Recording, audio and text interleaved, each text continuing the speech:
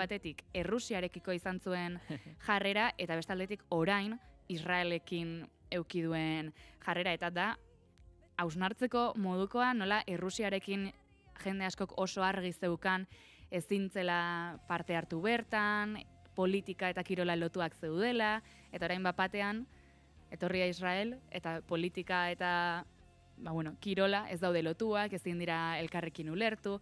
Orduan, iruditu zait, nahiko aipagarria, hori, jendearen hipokresia edo ez dakit, nola deitu, ez dakit zuek zer ikusi duzuen hortik barrena. Gaur adibidez garagunkari hartuz gero, zu azarten binetak hildo horretatik handi joa. Ikusten da Imanol Pradales, horre Gazako pertsona bati hor sufritzen ari dena, tori, paperean ematen dizut sustengoa, baina orintxen bertan ari nintzen egunkarien azalak errepasatzen, eta El Correoko azala iruditzen zaitik, karagarria, Bai. Lerroura, los intolerantes se han cargado la buena imagen de Bilbo y Euskadi, Aburto esaten txirrindularien bizitza arriskuan jarri dela, Elisabet esaten ekitaldiak erakartzeko estrategia bertan bera gelditzen dela, edo baita ere Aburto gainera esan du Bilboko irudia zikindu dutela, eta eta gaina, jarri dituzte 3 pertsona eta 3 adia alderdi berdinekoa erakundetakoa dira, baina segurazki mezu bera iritsi zaie esan behar dutela, ez da. Baina egia da, niri kuriosena iruditu zait hor Malenek aipatu duen hori ez. Errusiarekin gauzak zer argi izan genituen hori, kirola eta politika eskutik dikoa zela, eta azkenean, zigortu egin bartzera, baina Israelekin nola aldatu den ipuina, ez da? Ez dakit, egia esan oso bitxia iruditu zait, ez dakit. Erreakzio guzti horien artean, badaude gauza txarrak, baina Fuad Baker edo Baker refuxiatu palestinarrak mezu bat igorri du Euskal Herriari zuzendua eskerrak ematen eta gogorarazten badagoela jende bat egitan badagoela zerbaiten alde, zerbaiten kontra kasu honetan, eta eskerrak ematen, eta ikusi dut jende asko aipatu duela honengatik soilik merezi izan zuela la bueltan sortutako guzti hori, ez dakit irakurri duzuen mezua. Bai, gero 8:00 aurrera aipatuko dugu, eta zakit, pixkat ere hemen oso zalantzan gelditu dena iruditzen zait beste kontu bat ere, elkartasuna ere badela, sufritzen dagoenaren postuan jartzea edo sikiera imaginazio ariketa hori egitea, zakit, eta pentsatzen zu hemen Euskal Herrian orain genozidio batean egongo bagina, gerra batean egongo bagina, entzutea Aburto hitz egiten Bilboko demagun Islandiako egoerari buruz, Islandian protestak egin dituzelako, esango zenun zei da esaten atxontzarroari, nire familia akatu berri dute, ez dakit. Piskat oso elkartasun, gainera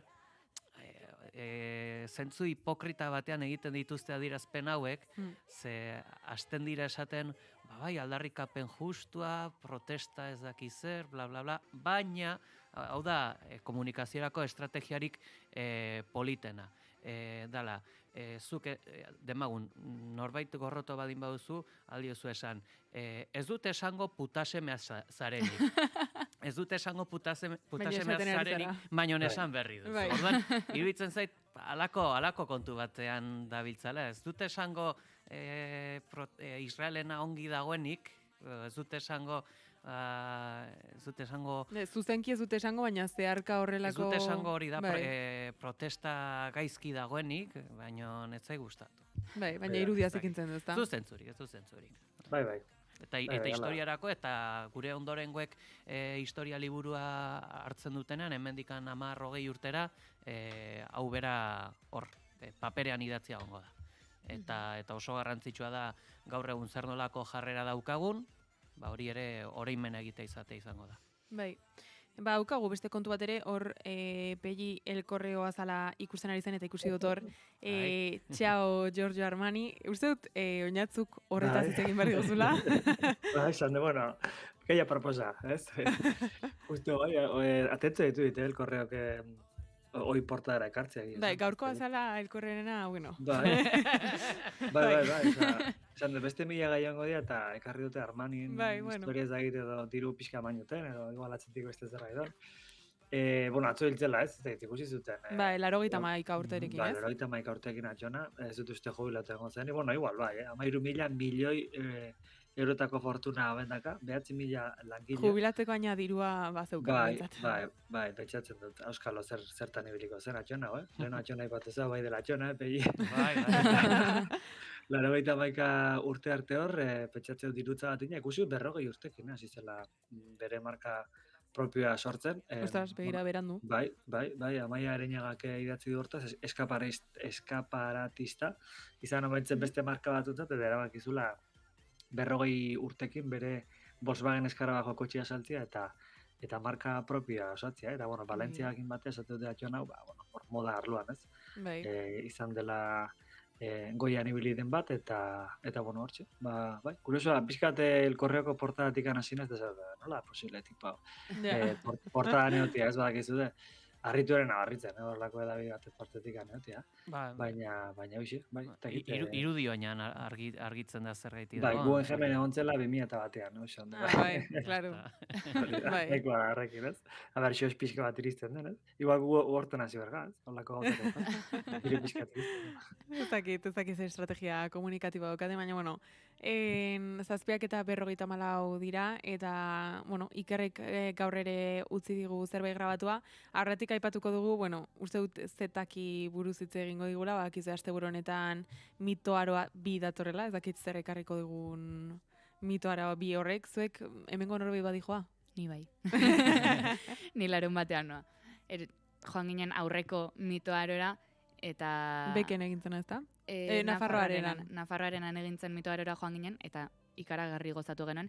Gero egia da, hausnartzen hasten baldin bazara horratzetik dagoen guztian, eta horrek, inauterietan eta ekarri duen masifikazioan eta hori guztian, ez dakit ekarpena guztiz ona izan den ala ez. Baina, berriro noa. Bi show ezberdin, biak ikusi beharko dira, ezta? Bai, gero alderatzeko bata bestearekin. Eta kritikatzeko, noski. Peiik hori gogoz esan du, kritikatzeko. Ikusiko dugu, ni ez nijoa. Ni ez da ez. Baina kritikatuko dut. Bueno, nahi baduzu uste dut zuzenean emango dutela. Bira. Ikusi nahi baduzu, bueno. Obeto. Nik ere nahiago dut. Repaso bat. Nik nahiago dut zuzenean ikusi beharra da. Etxetik goxo. Bueno, Ikerren tartetxo honekin joango gara, eta astelenan ikusiko dugu elkar. Astelen arte. Bai. Hori da. Aio. Egun hon ekipo, egun honen zuleok, zer moduz, bueno, hemen gaude, beste egun bat, ez dago izango izatik, martxan. Egun hauetan gainera, goizia ikitzaren zer hauek, dute gauza polit bat, eta hori ondartzen gurura gerturatzen naiz, kirol piskat egiten ez, eta oilarrak eta esnatzen entzuten ditut, konstelazioen detekzio egiten dut, badut hor, Orion beti hor dago, ez dut aplikazioak erabiltzen, baina zerua daukagun bezala egun hauetan, astronomiaz pixka bat ere ikasteko moduan, Eta, hor badu mistizismo desente, eta zer esanik ez, gaur gertatuko denak, ilunben ere, badu mistikotik, gaur mitoaroa martxan, eta 3 egunez, ilunben, bazetakek badakigu zer izango duen, ez? Sorpresaren bat edo beste zior izango dela, ea nolako ikuskizuna den oraingo mitoaroa berri hau ez, eta mitoaroa 2 honekin ahaztilen zikloa itxiko da, mistikotasun guzti hori eta jendearen konexioarekin, 3 egun, ilunbe, eta beteta, bada jende kopuru polita, hori ere esan barra dago. Eta hemendik aurrera gazarrak hartzen duten. Hauen lantaldeak, zetaken lantaldearen erraunkena, sinistekoa da egin batean. Baina, esan dakoa, 3 egunez hori izango da. Egin nuen, olako gogoeta prebia moduko bat, ez dakit irakurtzearik izan duzuen, baina irakurtzen baldin baduzua, esan eta komentatu zazue. Eta ez paduzu irakurri, astelehenean ea gu eta pixka bat egiten dugu, ze, gaien artean ziur hau etorreko dela. Asteburu izan, aio! Gorroto zenituen hileta kantu nafarrak, ta orain idazten dizut bat. Iparraldean bezala, herriaren erdian, zutitu nahi bai dizut hilarritxo bat. Zaude orain, oskorriren kantutan, itxasgorrietan, eki ondoratzen denean, amaren begietan, betirako itzali zinela zioen unean. Eta orain zer esan, iparraizea maitatzen erakutsi zidanari zer esan.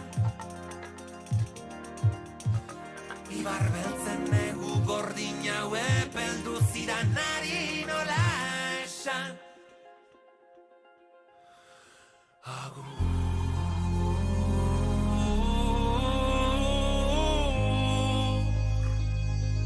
Asko nuen esateko,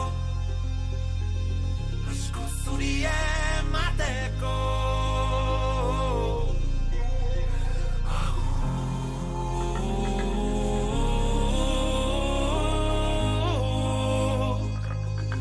Harakiletik datorre dio, behar baino lehenago.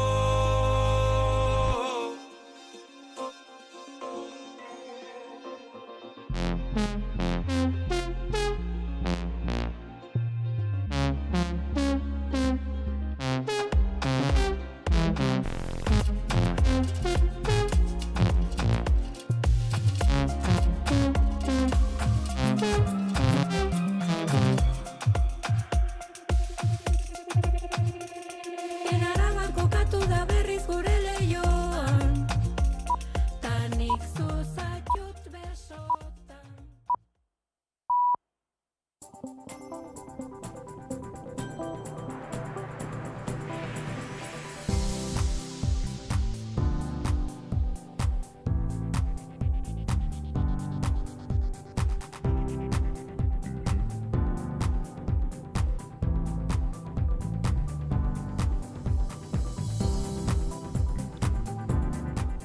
Informazioaren aria naiz irratian, Pegi Lekuona. Egunon, goizeko 8 dira, ongi etorri naiz irratira. Juan Maria Burto kexu da bueltan Gazako genozidioa salatu zuten protestengatik.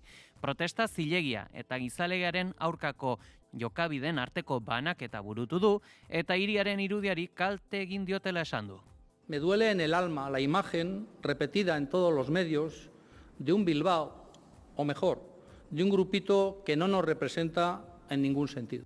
Iraia Kamra, egunon. Egunon, protesta sustengatu duten oposizioko kideak seinalatuko dituztela berretsi du. Halaber, mobilizazioak erreferentziazkoak izan zirela esan zutenen adierazpenek auzolotxa eragin diote Aburtori. Eta bitartean hauxe da, Israelek Gaza hiriko zaitun eta Xihaia auzoan egindakoa, bi auzoek eraitsi ditu, gerra izaerako ekimenak direla argudiatuz gainera. Dagoeneko Gaza hiriaren 40% kontrolpean dauka armada israeldarrak. 3 astez zerrendako hiriburua bombardaketen baitan egonda sistematikoki eraikina suntsituz. Abuztuak 13 geroztik gutxienez 1.100 lagun hil dira sionistek hirian burututen esku hartzean. Alderdi sozialista frantsesak François Bayrou ordezkatzeko prestutasuna adierazi du. Beharrezkoa bada, Melentxonen Frantzia intxumituarekin harreman guztiak etengo dituela iragarri dute eta baldintza honekin eskuin errepublikanoak ez du kohabitazioa baztertzen. Sozialisten gobernuak Macronen bermea izan dezake, asteartean alderdi zentrista eta eskuindarrei sozialistekin kolaboratzeko eskatu zien. Kasu egin dio Laurent Wauquiez errepublikanoen buruak. Hori bai, baldintza gisa jarri du gobernuan Frantzia intsumituko ministrorik ez egotea. Eta Emmanuel Macron, Frantziako presidenteak eta Volodymyr Zelenski Ukrainakoa jakinarazi dutenez, voluntarioen koalizioko 26 herrialdeek Ukrainan tropak zabaltzeko edo Kievi segurtasun iraunkorra bermatzeko engaiamendua adierazi dute. Nous avons aujourd'hui 26 pays qui formellement se sont engagés, plusieurs autres encore à clarifier leur position, mais 26 pays qui se sont engagés à déployer comme force de réassurance des troupes en Ukraine ou à être présent sur le sol, en mer ou dans les airs.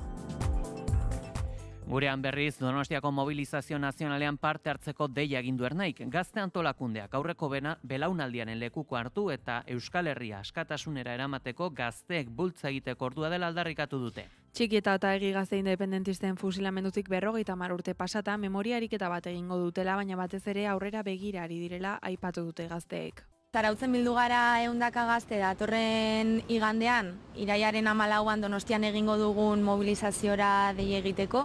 Iraiaren 27 honetan, 50 urte beteko dira txiki eta otaegi gazte independentisteak fusilatu zituztenetik, eta esan beharra dago gazte hauek fusilatuak izan zirela, hain zuzen gazte independentistak izan, eta Euskal Herriaren askatasunaren aldeko borrokari ekiteagatik.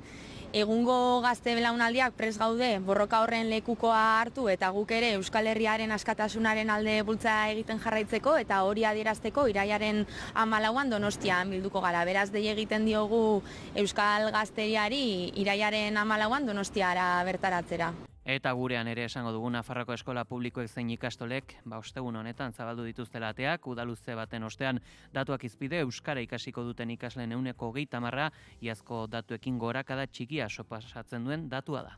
Hezkuntza departamentuak ez du onartu Korellan D ereduko lerroa irekitzeko 11 gurasok egin duten eskaera. Oztopoak oztopo euskarazko ereduetan B eta D ereduetan 27.000 ikasletik goira ikasiko dute. Kopuru osoaren 30% suposatzen du. Lekitarrak 26 urte luzeren buruan Kontxako bandera lehiatuko du. Helburu bat genuen, lekitio goi mailan ekitzea eta lortu dugu. Osertzardai ezen atzo hasi arraunean, baina Lekitarrako entrenatzaileak tostetan murgildutan negar malkotan izan zen atzo minutu oso luzetako urduritasunari eutsi ezinik. Irribarrean hola nahi ezen Lekiteko traineroaren inguruan mugitu Joseba Fernandez entrenatzailearen eskutik, San Juanek elitera itzuli den urtean Kontxarako sailkatzea lortu du atzoko beldurraren estropadan 6. denborarik onena egin ondoren. 8 urte pasata gero, hori. Disfrutatzeko garaia iritsi zaigu, proiektu berri jakin, proiektua indartuz eta gora begira. Eguraldia eta trafikoa naiz irratian. Errepide daokinez badan abarmentzeko jazoraren bat? Oraingoz lasai daude errepideak. Ados, eguraldiari dagokionez, esango dugu, temperatura freskoak izan arren, badirudi, egun eguzkitsua izan dezakegula gaurko honetan, Iker Ribarruzea. Eguraldiak egonkortzera egingo du ostiral honetan eta giro eguzkitsu eta ederra nagusituko zaigu. Goizean behe-laino pixka bat agertuko da barnealdeko bailaretan, baina goizak aurrera ginala segituan xurgatuko du eguzkiak eta eguraldi eguzkitsu eta ederra nagusituko zaigu. Eta arratsalde partean ia ez da bat ere hodeirik ikusiko zeruan, zerua oskarroi mantenduko da eta eguraldi ederraz gozatu ahalko da eguna amaitu bitarte. Haizeak goizean egotik, baina ahul xamar joko du, arratsaldean Kantauriar isurialdean ipar-ekialdekoa nagusituko da eta bizituko da, eta hego-isurialdean aldiz hego-ekialdeko haizea nagusituko da. Gauean hego-ekialdeko haize hau asko zakartuko da eta eguna amaitzerako lurralde osora zabalduko da. Temperatura minimoek behera egingo dute, 9 eta 16 gradu bitartean errendituko dira. Maximoek aldiz gora egingo dute eta baloreak Kantauriar isurialdean atseginak izango dira eta hegoaldean berriz bero puntu batera harrapatuko dute. Kantauriar isurialdean bertan 22 eta 25 gradu bitartean errendituko dira, eta hego isurialdean 26 eta 29 gradu bitartean, temperatura freskoenak kostaldean neurtuko dira, altuenak aldiz herriberan. Joarra Izpurua teknikan, irailak 5 dugu ostirala. Informazioaren aria.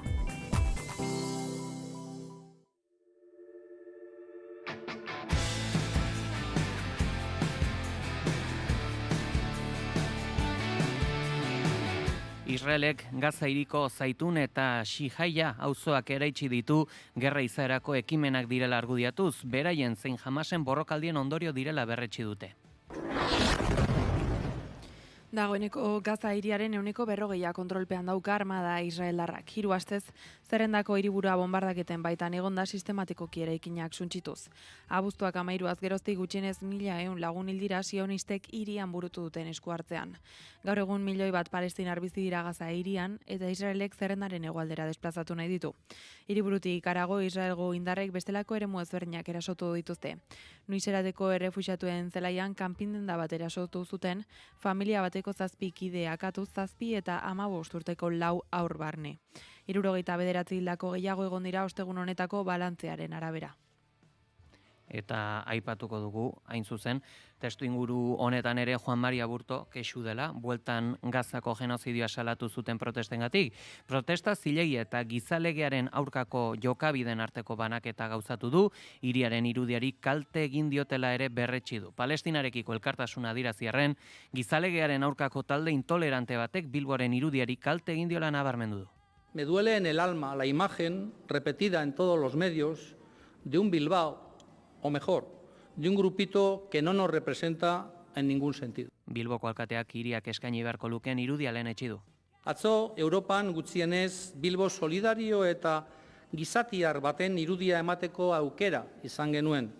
Bakezalea eta indarkeria guztien aurkakoa, errebindikatzailea baina errespetuzkoa, eta hiri abegikorra eta ekitaldi handien antolatzailea. Bilboko hiribildu honen onerako eta onurarako. Eta honetaz gain protesta sustengatu duten oposizioko kideak seinalatu dituztela berretsi du. Halaber, mobilizazioak erreferentziazkoak izan zirela esan zutenen adierazpenek auzo lotsa eragin diote Aburtori. Baina guztiz bestelako iritzia ere bada Fouad Baker kazetari eta idazle palestinarrenena. Iritzi artikulu hunkigarri argitaratu du Bilboko herritarrek Palestinarekin izandako elkartasun ekintza historiko azpimarratuz. Artikulua Espainiako bueltaren 11. etaparen testu inguruan kokatzen da non Euskal Herriko jendeak kirol ekitaldi bat protesta politiko bihurtu duen. Beikerrek adierazi du Buelta Espainiaren etapa bat eten izana, podiumaren ekitaldia bertan bera uztea eta Palestina eskatu aldarria zabaltzea, ez zirela une isolatuak, baizik eta munduari zuzendutako giza garrasi bat izan zirela, Palestina ez dagoelako bakarrik. Idazleak azpimarratu duenez, Israel Premiertek taldearen aurkako protestak okupazioaren aurkako jarrera irmoa erakutsi zuen, eta kirolak ezin duela izan garbi eta neutral giza eskubideen urraketen aurrean. Bere hitzetan okupazioaren gurpilak ezin dira egia historikotik ihes egin. Fouad Bakerrek Bilboko herritarren jarrera ekintza erreal gisa definitu du eta ez lelopeko solidaritate gisa. Bere ustez Bilboko kaletan ikusitakoak Palestinarekiko nazioarteko elkartasun murua indartzen lagundu du eta apartheid erregimenaren isolamendua gogora ekarri du aipatuz, herriaren ahotsak eta presio sozialak eraman zutela Hego Afrikako apartheidaren amaierara eta bide hori dela jarraitu beharrekoa. Artikulua amaitzeko Bakerrek Euskal Herritarrei eskerrak eta konpromisoa helarazi dizkie. Elkarren arteko zubi humanitario bat ere ekidela nabarmenduz eta askatasunaren eta duintasunaren aldeko borrokari elkarrekin eutsiko diotela baieztatuz. Eta Gernika Palestinak kazeroladak deitu ditu Euskal Herri osoan irailaren 5ean Gazako egoerako kerrera egin duelako eta Europak ez duelako ezer egin.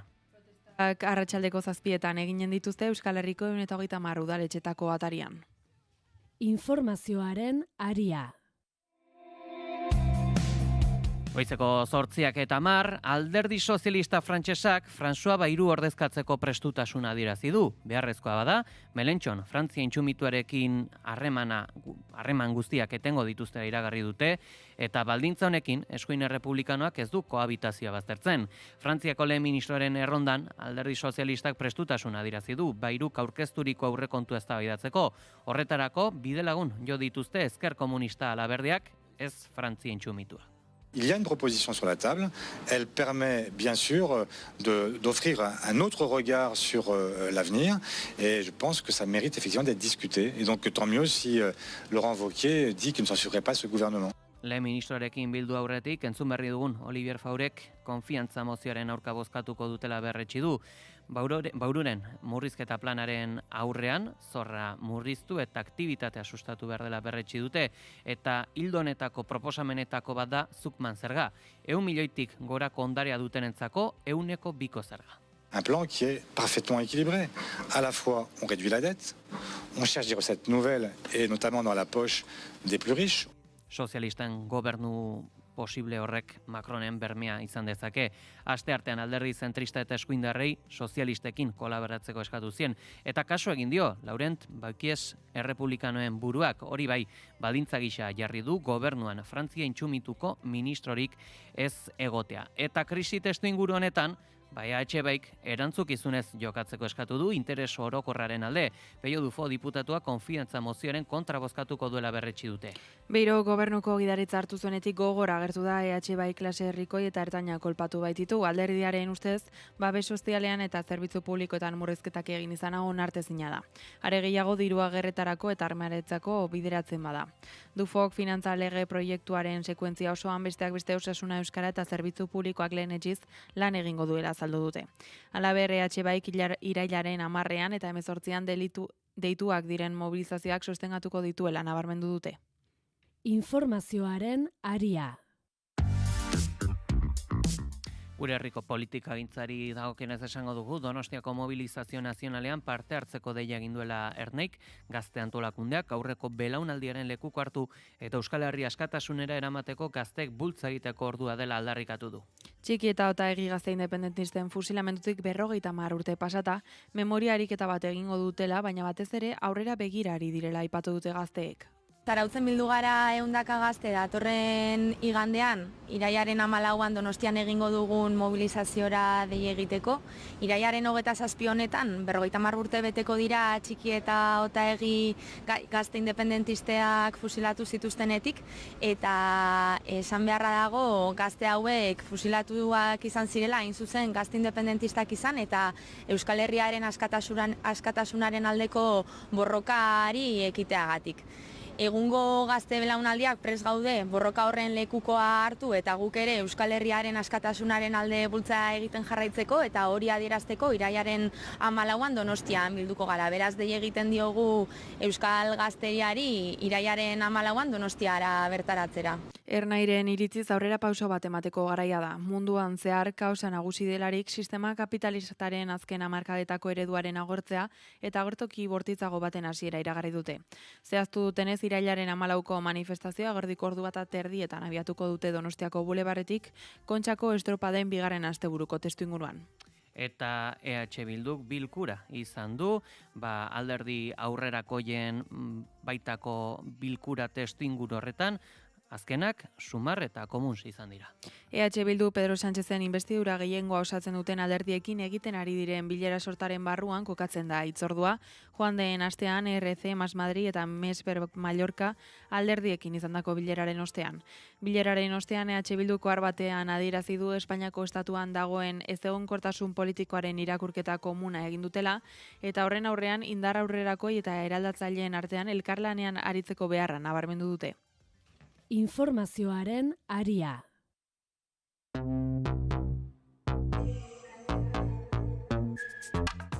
Bilbo bizitegi merkatu tentsionatutako eremu izendatu dute eta izendapena jaso duen Euskal Herriko hiri handiena da. Bilboko udalak eta alakuak lankidetza bultzatuko dute etxe bizitza promozio berriak eraikitzeko 2000ra heldu arte. Izendapen honekin Euskal Autonomia Erkidegoko biztanleriaren 26%ak alokairu merkatu erregulatzen duen figura honen babesa du.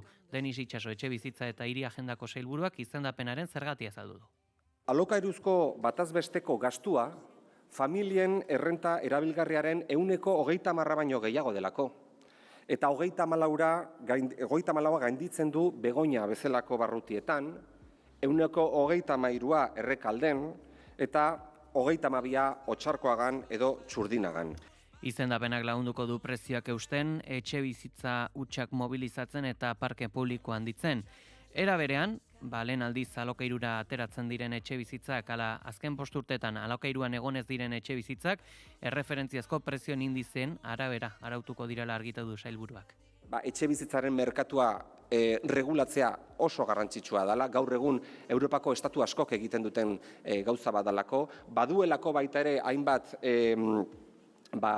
ondorio ekonomian eta beste hainbat arlotan, Eta horrezkero, merkatu horri nolabait ere limiteak jarri behar zaizkio. Ikusten ari geralako alokairuaren merkatua gero eta gehiago igotzen ari dela, inolako neurririk eta limiterik gabe.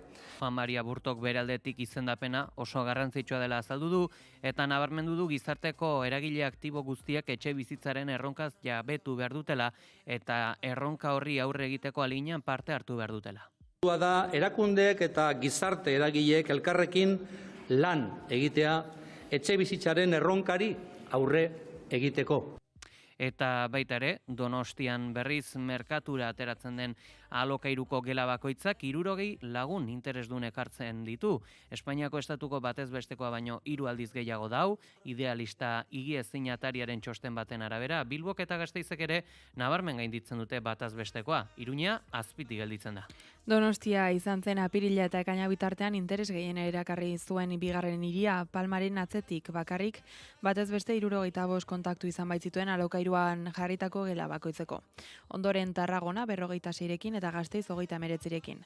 Bilbo berriz 35ean geratu da Lleidarekin batera eta Malagak eta Lleronak gainditu dute 38 eta 36rekin urrenez urren. Kopuru horiek hain handiak izan arren gela bakoitzan interesa duten pertsonen kopurua 2% murriztu da estatu mailan, aurreko urteko aldi bereko eskaerarekin alderatuta. Hala ere igo egin da 34 probintzia hiriburutan. Informazioaren aria.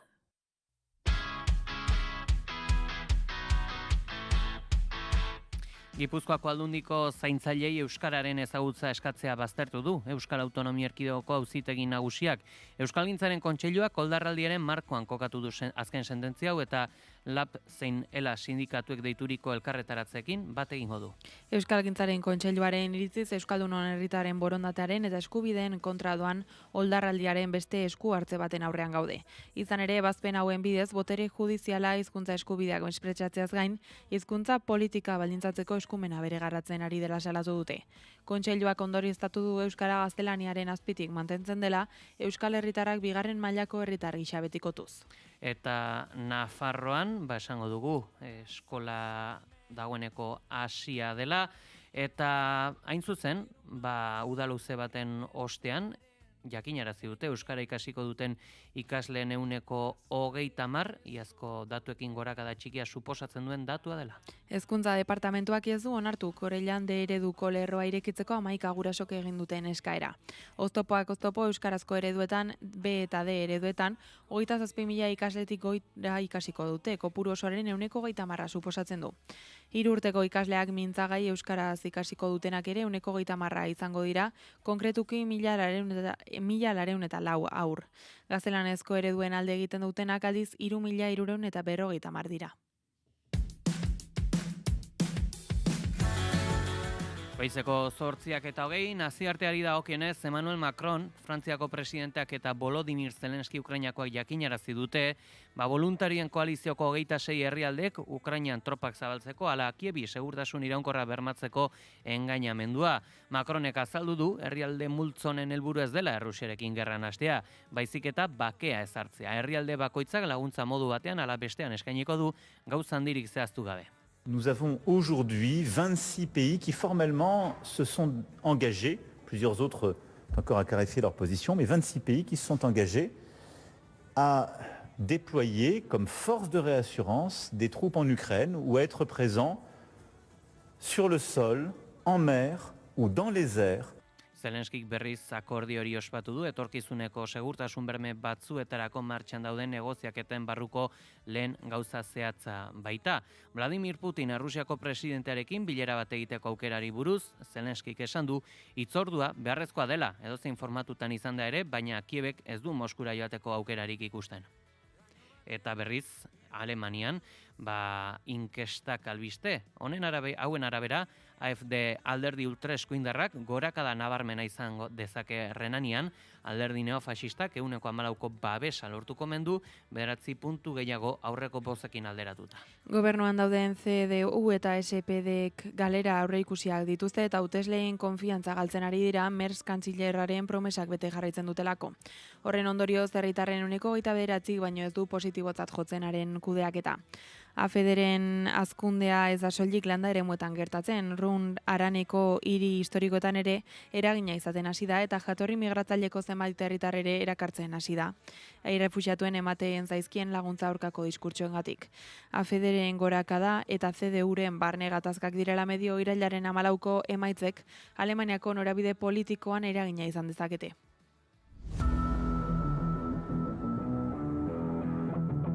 Kirol aria, naiz irratian.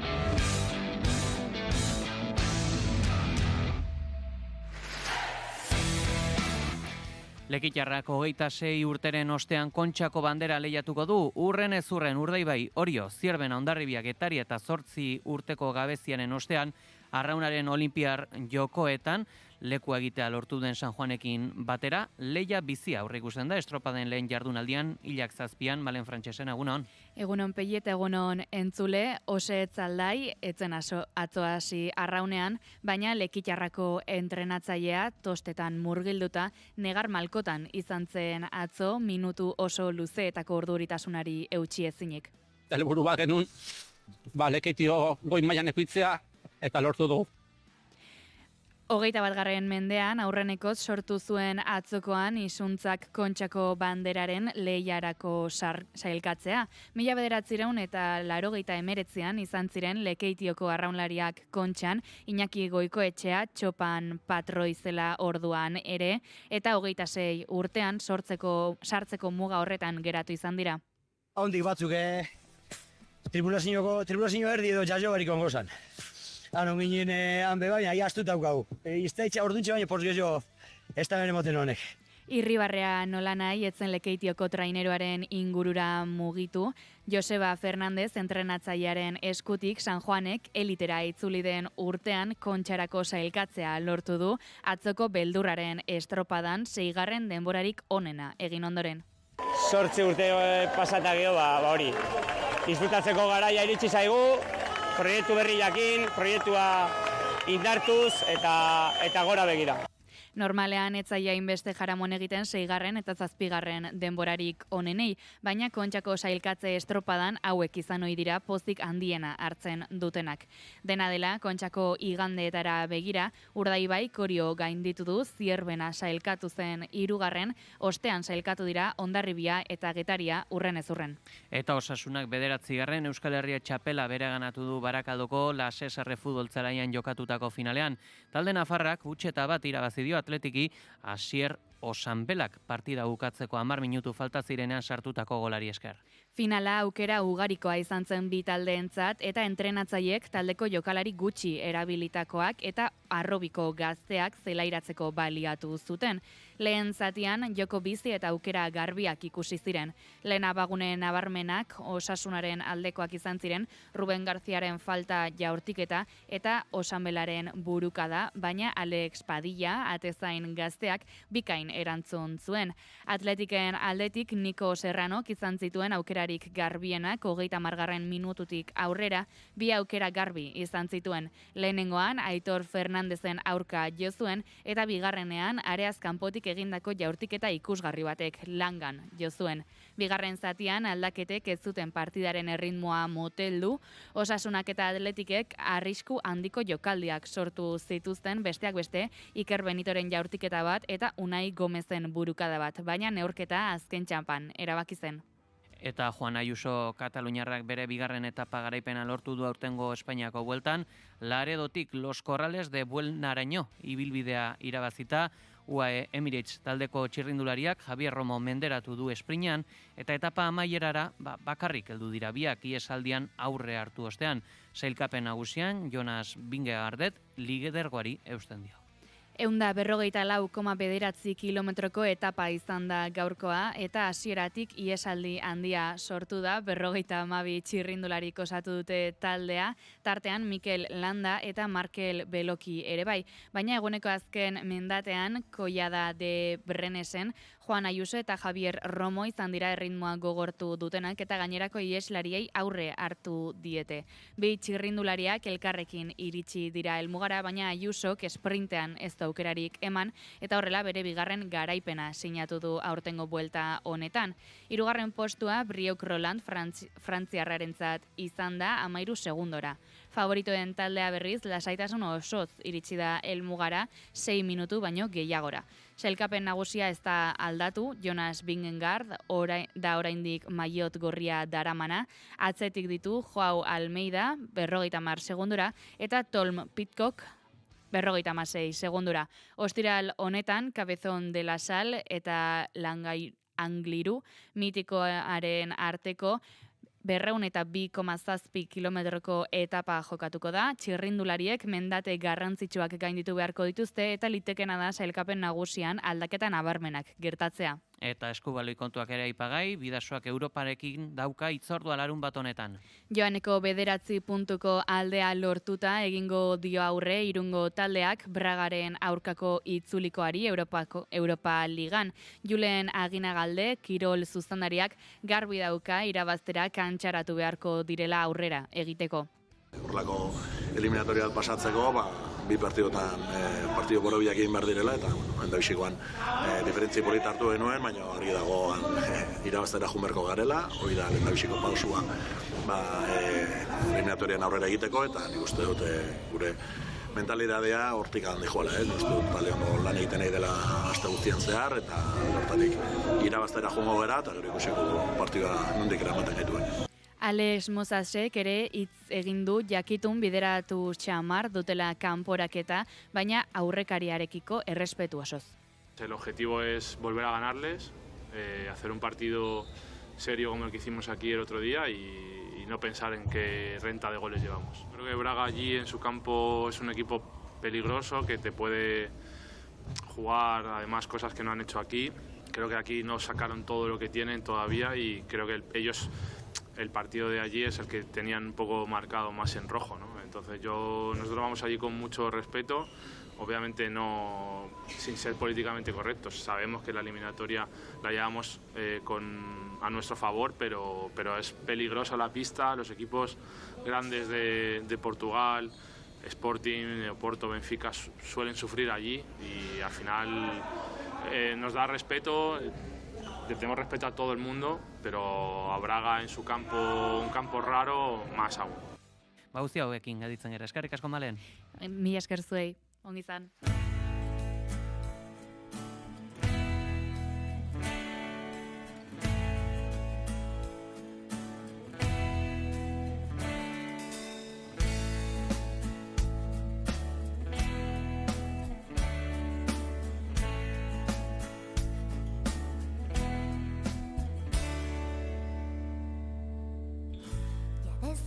Zer sentitzen, jada dena oztu baita, dena galdu baita jada. Ezin dut jasan zugaltzea, ez eta ere urruntzea. Goizeko 8:30 janko esango dugu 1828ko benetako krimen baten ikerketa nobelatua dela Edorta Jimenezen Aizkorak eta Gutunak. Argitaratu berri den idazlanak, zarata guztiak eten eta zaldiak, behorrak, txoriak, jendearen txistuak eta hotxak aditzera gonbidatzen du. Euskal literaturako egile ezagun batekin hasi du denboraldi berria Elkarrek. Novela historikoaren epaiketen nobelaren eta thrilleraren osagaiak ditu Aizkora eta Gutunak mundakarraren azken lanak. 1828ko irailean Bermeoko Almika auzoan Agirretxu Bazerriko gizona Juan Orma etxea desagertu eginda eta hura hiltzearen susmagarri egin dituzte haren emazte Josepa eta alaba Mari Pepatxu. Ikerketa abiaturik gorpua agertu da Aizkoraka zila eta baserri aurrean lurperatua. Eta ama alaba atxilotu egin dituzte bai eta epaiketarako bidean jarri ere. Eta uda oraindikan badago, esango dugu ikasturtea hasiarren, jaietarako tartea badago, eta hain zuzen Euskal Jaiak Gipuzkoako eta Nafarroako herri anitzetan. Udako jaien ostean, irailak hartzen du lekukoa eta Zarautzen, Donostian, Orditzian, Otxagabian eta Zizur nagusien antolatu diren ospakizunek gure kulturaren adierazpen bizi-bizia eskainiko dute ondorengo egunetan. Zarautzen jadasia dira ekitaldiak eta irailaren 9 amaituko da egitaragua Euskal Jai egunarekin. Aurtengo edizioan iazko mendaurreraren arira, ohiko jardurez gainen bat barkatu berrikuntzaz osatua dator. Irailak 9 egun osoko jaia izango da, goizetik hasi eta gauera arte, kale jirak, antzerkia, musika eta romeria izango dira Zarautz osoan zehar. Donostian jaiak asteburu honetan abiatuko dira irailaren 6an ospatuko den sagardu egunarekin. Konstituzio plazan izango da hitzordua eta 32 sagardotegik eskainiko dute dastaketa. Egun berean Gaztelu eguna ospatuko da Urgulen eta Bulebarrean nekazaritza ekologikoaren merkatua eta tomate lehiaketa egingo dira. Orditzian Euskal Jaiak larunbatean hasiko dira eta asteazkenean irailak 10 ospatuko da egun handia. Azoka berezia Gipuzkoako eta Euskal Herriko artzain eta ekozleen bilgune bihurtuko da Ordizia. Nafarroako Otxagabian jaiak irailaren 5ean hasiko dira, hau da gaur eta irailaren 9ean bukatuko dira gaixoak ni ekitaldi tradizionalarekin. Egitaragua oso zabala da eta musika eskaintzare oparoa izango da. Zizur nagusiak bestalde irailaren 10ean emango dio hasiera bere festari eta 92 ekitaldi baina gehiago antolatu dira aurtengo edizioan inoizko kopururik handiena. Eta zuzenean, musika kontuetara joan nahi izanez gero, irailaren 12tik 14 musika independentea izango da protagonista hain zuzen boga jaialdian. Aurten 30 artista eta taldek osatuko dute kartela. Miramar Jauregia eta EASO plaza izango dira estenatoki nagusiak. Jauregiaren lorategietan 3 estenatoki jarriko dira eta EASO plazan doako 12 kontzertu baina gehiago eskainiko dira egunez eguerditik arratsaldera. Musika estilo guztietako proposamenak izango dira, soul, rock, hip hop, elektronika eta pop garaikidea. Gotch Street Park talde britainiarrak esaterako bere soul eta hip hop nasketarekin Donostiara iritsiko dira. Beste izen handi batzuk ere izango dira bertan, Jax, Brook, Kokoska, Dead Letter Kelepo eta Felix Bufo eta Lepadrodi besteak beste. Eta Donostian sortutako musikari gaztentzako ere lekua izango da. Sagusar eta Eneritz Furiak bezalako artistek formatu intimoak eskainiko dituzte Teatro Eskondido izeneko egunean Miramar Jauregian bertan. EASO plazako egitaragua ere indartsu dator, larunbatean Aimar Zeta, Hentx, Tropikaza, Xenia eta Nusar izango dira. Igandean Mikosis eta Putasamak izango dira izar nagusiak eta haiekin batera Nasker, Kiliki eta Tatxers. Eguraldia eta trafikoa naiz irratian. Errepidei daokenez lasaitasuna da nagusi, ez dugu inongo jazoerarik nabarmendu behar eta eguraldiari dagokionez, hobetzera joko du, egunak aurrera eginala. Une honetan, nabarmenduko dugu, temperatura freskoak Gasteizen, dagoeneko 9 gradu eguzkia egin arren, baina noski, ipar-mendebaldeko haizeak jo egiten du. Eta gainontzeko temperaturei dagokionez, Iruñan 12 gradu dauzkagu, Donibane, Garaziala, Maulen 13 gradu, eta 16 gradu Donostia, Bilbo, ala Baionan. Eguraldiaren ondik norako guztiak, Ikerri Barruzeak. Eguraldiak egonkortzera egingo du ostiral honetan eta giro eguzkitsu eta ederra nagusituko zaigu. Goizean behelaino pixka bat agertuko da barnealdeko bailaretan, baina goizak aurrera ginala segituan xurgatuko du eguzkiak eta eguraldi eguzkitsu eta ederra nagusituko zaigu. Eta arratsalde partean ia ez da bat ere hodeirik ikusiko zeruan, zerua oskarroi mantenduko da eta eguraldi ederraz gozatu ahalko da eguna amaitu bitarte. Haizeak goizean egotik, baina ahul xamar joko du, arratsaldean Kantauri Isurialdean ipar ekialdekoa nagusituko da eta bizituko da, eta hego Isurialdean aldiz hego ekialdeko haizea nagusituko da. Gauean, hego ekialdeko haize hau asko zakartuko da eta eguna amaitzerako lurralde osora zabalduko da. Temperatura minimoek behera egingo dute, 9 eta 16 gradu bitartean errendituko dira. Maximoek aldiz gora egingo dute eta baloreak Kantauri Isurialdean atseginak izango dira eta hegoaldean berriz bero puntu batera harrapatuko dute. Kantauri Isurialdean bertan 22 eta 25 gradu bitartean errendituko dira eta hego Isurialdean 26 eta 29 gradu bitartean. Temperatura freskoenak kostaldean neurtuko dira. Altuenak aldiz, herriberan.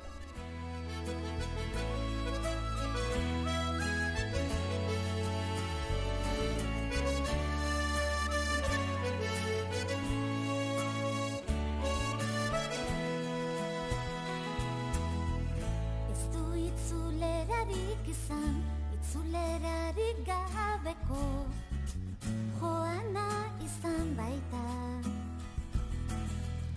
Sorginduta utzi ninduzun, ta egunero pentsatu nahi dut, jadaztu zaitu dala. Zure irri baxunera, dena esaten zidan.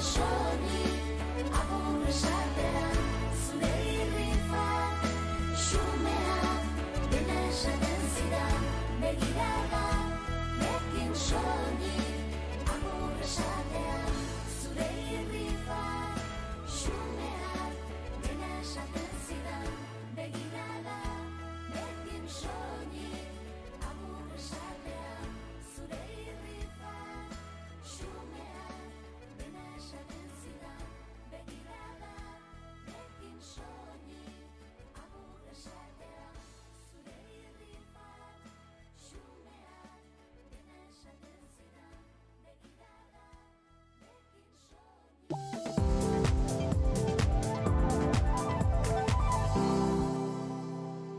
Ahaztu brum, egin pi. Busean, pi. Bizikletan, pi. Metroan, pi. Euskotrenen, txutxu. Ez, txutxu ez. Euskotrenen ere, pi. Euskadi ondo mugitzen da. Aurrera goaz jasangarria, kalitatezkoa eta pertsona guztientzat irisgarria den garraio publiko batekin. Eusko Jaurlaritza. Euskotrenek jakinarazten du. Zarauzko Euskal Jaian mugitu Euskotrenekin. Irailaren 9an, zerbitzu bereziak jaiaz gozatzeko, autoaz kezkatu behar izan gabe. Ordutegi guztiak webgunean eta aplikazioan. Egin bat mugikortasun jasangarriarekin. Euskotren, Eusko Jaurlaritza.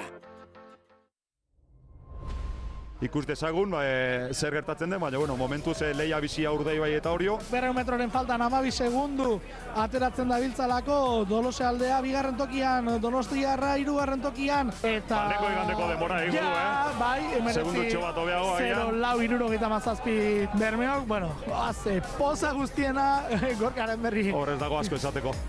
Iritsi da arraunearen urteko itzordu nagusia. Kontxako bandera zuzenean naiz irratian. Igande honetan, 11etan hasita analisi honenarekin. Kontxako bandera, naiz irratian.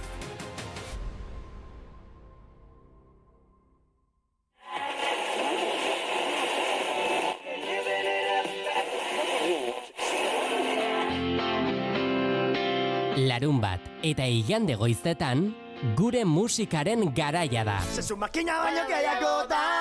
Euskal klasikoak naiz irratian.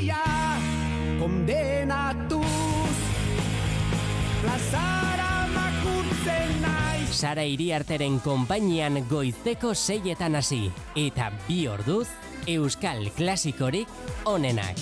Hauxe da egun motela. Hauxe da egun motela. Naiz irratian, Euskal klasikoak.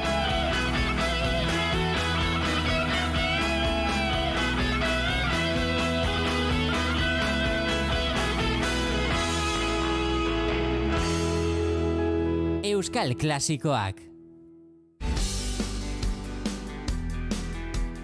7 dira bekatu kapitalak. 7 Euskal Lurraldeak. 7 bigarren kafearen aurkezleak. 7 munduko mirariak, gure txakrak edota asteko egunak. Askorako ematen du 7ak. Horregatik, gu indartsu gatoz gure 7. denboraldiaz gozatzera. 10:00 12:00 hartu kafea gurekin. Asteleenetik ostiralera naiz irratian bigarren kafea.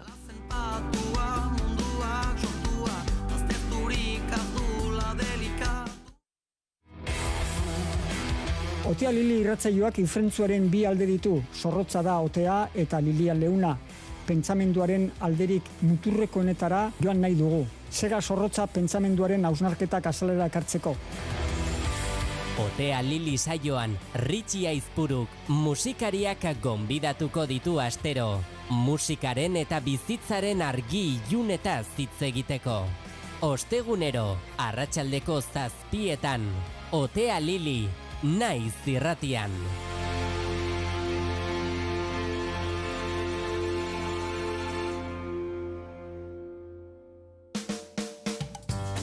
Gaur egun, sare sozialen bitartez, gure eskura dugu bila gabiltzan hori. Naiz irratian ere, aukera hori eskaintzen dizugu. Jarrai gaitzazu Facebook, Twitter eta podcast plataformetan. Musika, kultura, kirolak, informazioa eta askoz ere gehiago topa dezakezu gureetan. Jarraitu gure Twitterreko kontua eta sakatu Facebookeko orrialdean agertzen zaizun atsegin dut botoia. Naiz irratia, sare sozialetan. Naiz irratian, zure ahots mezuaren zain gaude. Hartu mugikorra, sartu WhatsAppen, grabatu eta bidali 644-632-999 zenbakira parte hartu ahal izateko. Piztu, entzun, Naiz irratia. Informazioaren aria.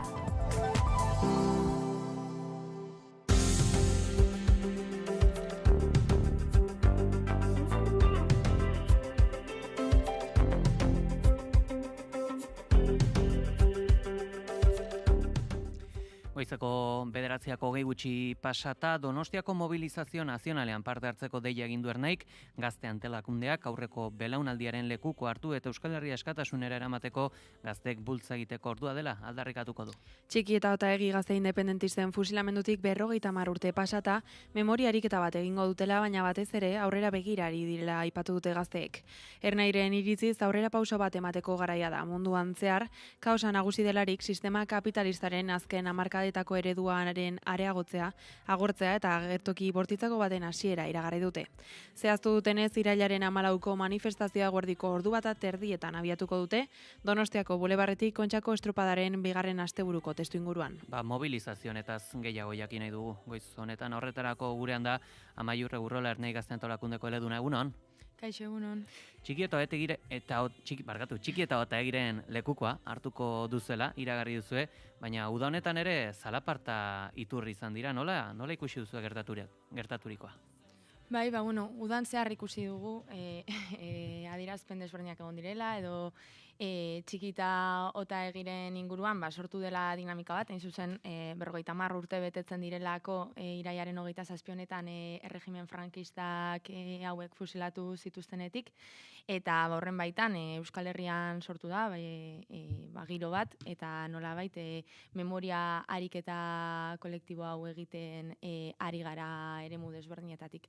Eta ikusi dugu, esan duzun bezala, nola zarautzen jarri zela lona bat, eta nola aukendu izan zen, nola eremu politiko desberdinetako pertsonek adierazpenak egin dituzten Txiki eta Otaegiren figura kriminalizatuz. Eta guk hemen ikusten duguna da, hasteko esan beharra dagoela memoria legeak Txiki eta Otaegi erregimen frankistak eraildako biktima moduan aitortzen dituela. Beraz, Txiki eta Otaegi erregimen frankistak eraildako biktimak dira, eta guk memoria ariketa horretatik egiten dugu, eta iruditzen zaigu horren aurka egiten den edozein adierazpen hauek lege baten baitan onartuak direnean, memoria ikuspegi batetik, gure herriaren demokraziaren ikuspegitik eta beste abarretatik atzera pausu bat suposatzen duela. Beraz, uste dugu, esan duzun honetan sortu den giroa eta horrelako adierazpideak nahiko larriak direla eta atzera urratsak suposatu ditzazketela, beraz, kontu zibili behar dela horrekin. Akaso pentsa daiteke ere, paradoxikoa dela, nazioarteko bestelako esperientzia batzuekin, edo nazioarteko beste pertsona batzuekin alderaketa eginez gero, adibide batzuk jartzearren, Nelson Mandela, zeneako indar armatuaren nagusia zelarik, edota baitare, aipatu genezake Celestino Alfonso bera, Alemaniako militarren aurka atentatuak egiten zuenik, baina horren aurrean aipatzen dena da, biktimarioa dena ez dela publikoki sustatu behar, ez dakit, zergaitik gertatzen da gure herrian?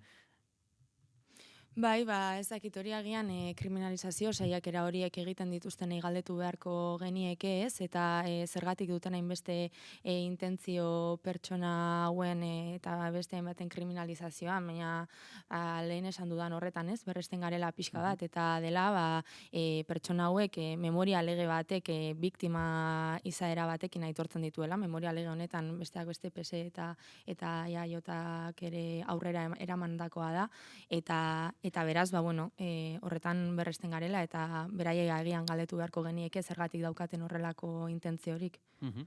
Independentzia aldarrikatuko da, baita ere irailak 14ko mobilizazioan. Nola ikusten duzu independentzia nahia euskal gizartean? Askotan esan dugun bezala, ikusten dugu euskal jendartean azkenengo urteetan eman dela aldaketa kultural bat, edo ikusten dela aldaketa nahi bat modu nabarmen batean.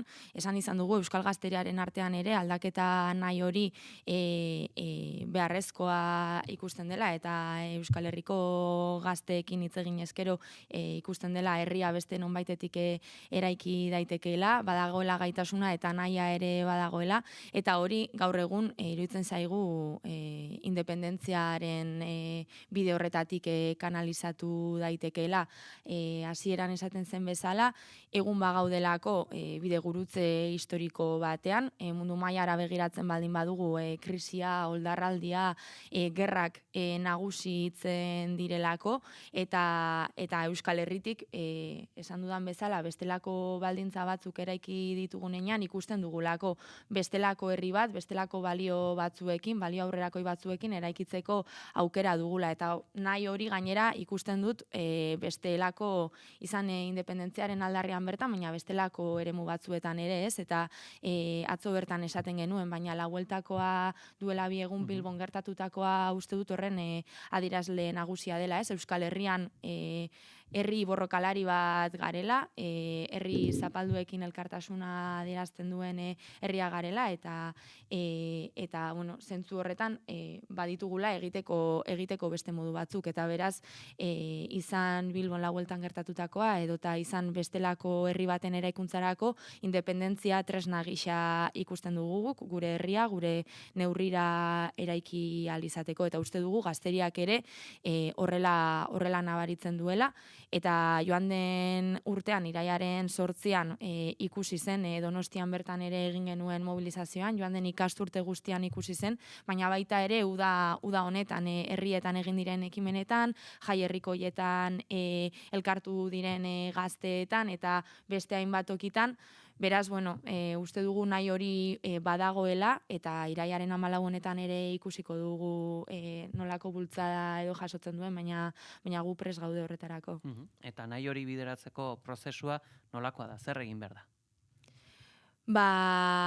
Uste dut txoko edo toki desberdinetatik egin daitekeela hau, ez? La vuelta jarri dute adibide moduan, baina uste dut Euskal Herrian badaudela hainbat mugimendu sozial, bestelako herri baten eraikuntza horretan laguntzen dutenak. Uste dut azken urteetan mugimendu feministaren mobilizazio iraunkor hori dugula adibide nagusitzat, eta horre guztiak ere ekarpena egiten duela herriaren eraikuntzan bertan, eta beste alde batetik ernai eta guri dagokigunez eta gure egitekoari dagokionez, guk ez dakite Euskal Herriaren eskatasunaren alde borrokatzen duen antolakunda izanik, uste dut egiteko garrantzitsu badugula horretan ere, gazteriarekin hitz egin, gazteriaren politizazioan eragiteko, gazteriarekin egon beharko gara, eta beraz nola baitez, nahi eta behar horiek eta egungo sistemarekiko eta egiturarekiko egon daitekeen nola baiteko desadostasun maila edo ez egonkortasun maila horretan, ernai tresna izan behar da nahi horiek independentziaren bidetik kanalizatzeko, eta beraz ernai bera ere tresna izan behar da eta izan behar gara.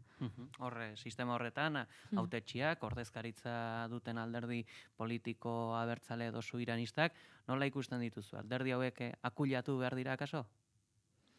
Uste dut alderdiek beraien funtzioa betetzen dutela, eta instituzioetan ere aurrera urratsak eman daitezkeen heinean, eta nazio eraikuntzaren ikuspegitik aurrera urratsak eman daitezkeen heinean, beraien funtzioa bertan dagoela, eta guk gazte mailan eta ernaitik hainbatean horiek sustatu beharko ditugula, jendearekin egonez, kale mobilizazioan ere horiek egon beharko direla, eta momentu batzuetan elkarrizketa bitartez ere harremana izango dugula.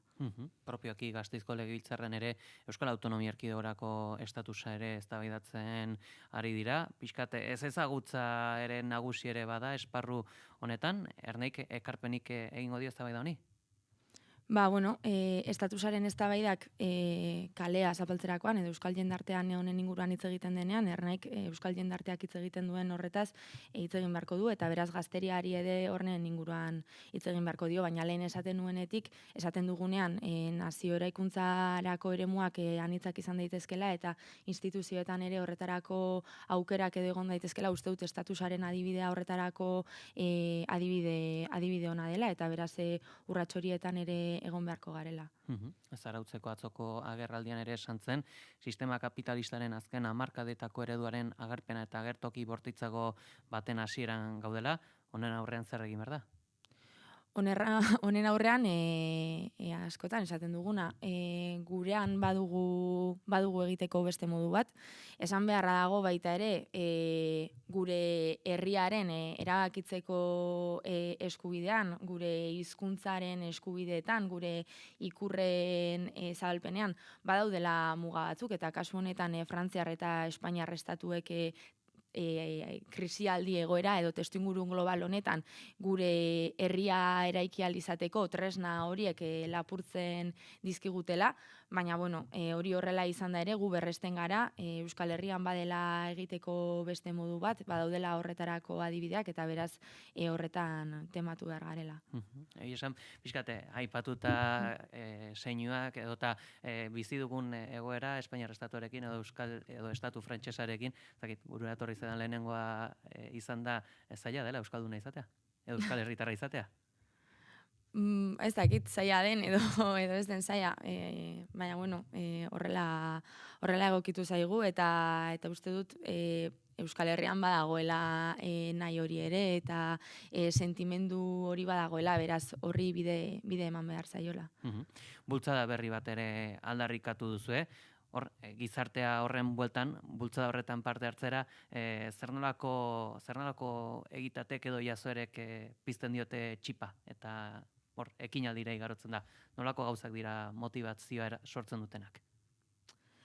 Nik uste dut motivazioa sortzen dutenak direla alde batetik.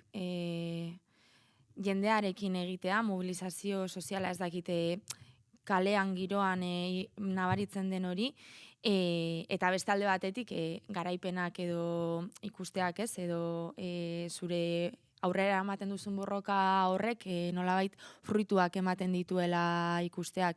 Eta uste dut jendearekin hori egin behar dela, jendearekin egin behar garela, hitz egin behar dugula, eta era berean, kasu honetan Ernaik aurrera eramaten dituen ekimen horiek sentitu behar ditugula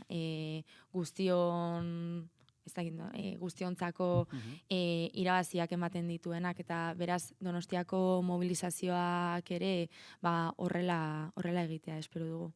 Aipatu duzu lehen ere Palestinaren bueltako mobilizazioari, zakit ikusita ere zer nolako eztabaida dagoen, eta dena, alare, zen esan beharko ere agian garaipen bat ere izan badela zentzu batean, naiz eta oso jazoera bortitz baten bueltako mobilizazio izan den. Bai, noski. Eta hor ikusten da borrokak eta aldarrikapenak plazaratzen direnean, beraien fruituak ematen dituztela eta garaipenak txikiak badira ere badaudela. Eta Bilbon la bueltan gertatutakoa metara ezin iristea eta beraz egun horretan garaierik ez egotea uste dut horren adierazle dela. Eta hemen ere esatea honen inguruan egoten diren edo egin diren adierazpenak eta gertakizun hauen kriminalizazio saiakerak honetan larriak iruditzen zaizkigula eta gaitzesten ditugula erabat, izan ere Palestinar herria bizitzen ari den genozidioaren aurrean uste dugu mobilizatu egin behar garela eta mobilizatzen jarraitu behar dugula, eta horren aurka ez dagoela inongo adierazpenik edo hori guztiak lekuz kanpo daudela. hain zuzen, Ernai Gazte Antolakundeare berezitzen da mobilizazio ezberdinak egiteagatikan, guztiok gogoan dugu, nola mozalea ere aplikatu zitzaien, hainbat militanteri pasaden ikasturtean, edo duela bi ikasturte, okerrez baldin banago. Hain zuzen, protesten bueltan sortu den eztabaidan aldarrikatu dute, hainbatek protestak baketsuak izan behar direla, zibikoak ere, ez dakit, pixkat ere hau ez da kontraesankor puntu bat, ez dakit, posible da protesta baketsu bat egitea edo. Kontua hau eskatzen dutenek ere markoa non jartzen duten, eta beraz non dagoen muga, ez? Eta zer den zibikoa dena, eta zer den inzibikoa dena, ez? Eta la hueltako kasuan, benetan zer den inzibikoa dena, mobilizatzea, eta gainera, ez? Esango nuke, modu baketsu batean izan zela, hau da ikurrak eraman ziren, aldarrikapenak eraman ziren, ez dakit horrek nori egin dezaiokeen min edo, eta benetan zer den inzibikoa dena ez hori, edo kasu honetan Palestinar herria bizitzen ari den genozidioa, eta horren edozein beste saiakera, eta uste dut beraz, ez dakite, ezarri nahi duten, edo saiatzen ari diren marko horrek, nahiko arrisku dituela, eta beraz ezin garela horretan erori. Azkenik ere jakin nahi dugu, hain justu Iraiak 14ko mobilizazioara heldu bitartean, horren bueltan aipamenak egiten ibili zarete uda osoan zer, baina udatik arago, mobilizaziotik arago, Ernai Gazte Antolakundearen jarduna zein izango da ikasturte honetan? Ikasturte honetan ikusiko dugu zeintzuk diren jardun desberdinak, urtero bezala izango dugu udaberriko ekimen bat aste santuan, eta izango ditugu kontu desberdinak, baina Ernaik jarraituko du mobilizatzen, jarraituko du kaleak hartzen, herrietan herriz-herriko lan hori egiten, eta hasieran esaten genuen horretatik, gure herriaren eraikuntza horri ekarpena egiten txoko guztietatik, beraz datozen hilabeteetan, eta ikasturte honetan zehar horretan arituko gara. Diogongo era Iraiak 14ko mobilizaziora, baita ikasturteak dakarren horretara ere, Amaiur Egurrola, Ernai Gazte Antolakundeko eleduna, eskerrik asko gurean izategatik. Mila esker zuei.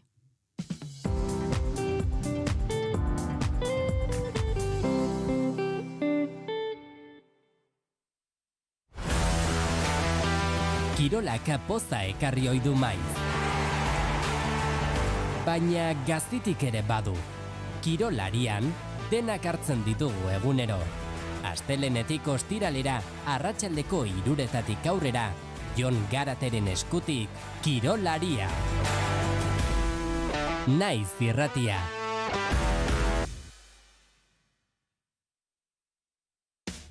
Piztu irratia, entzun Naiz irratia.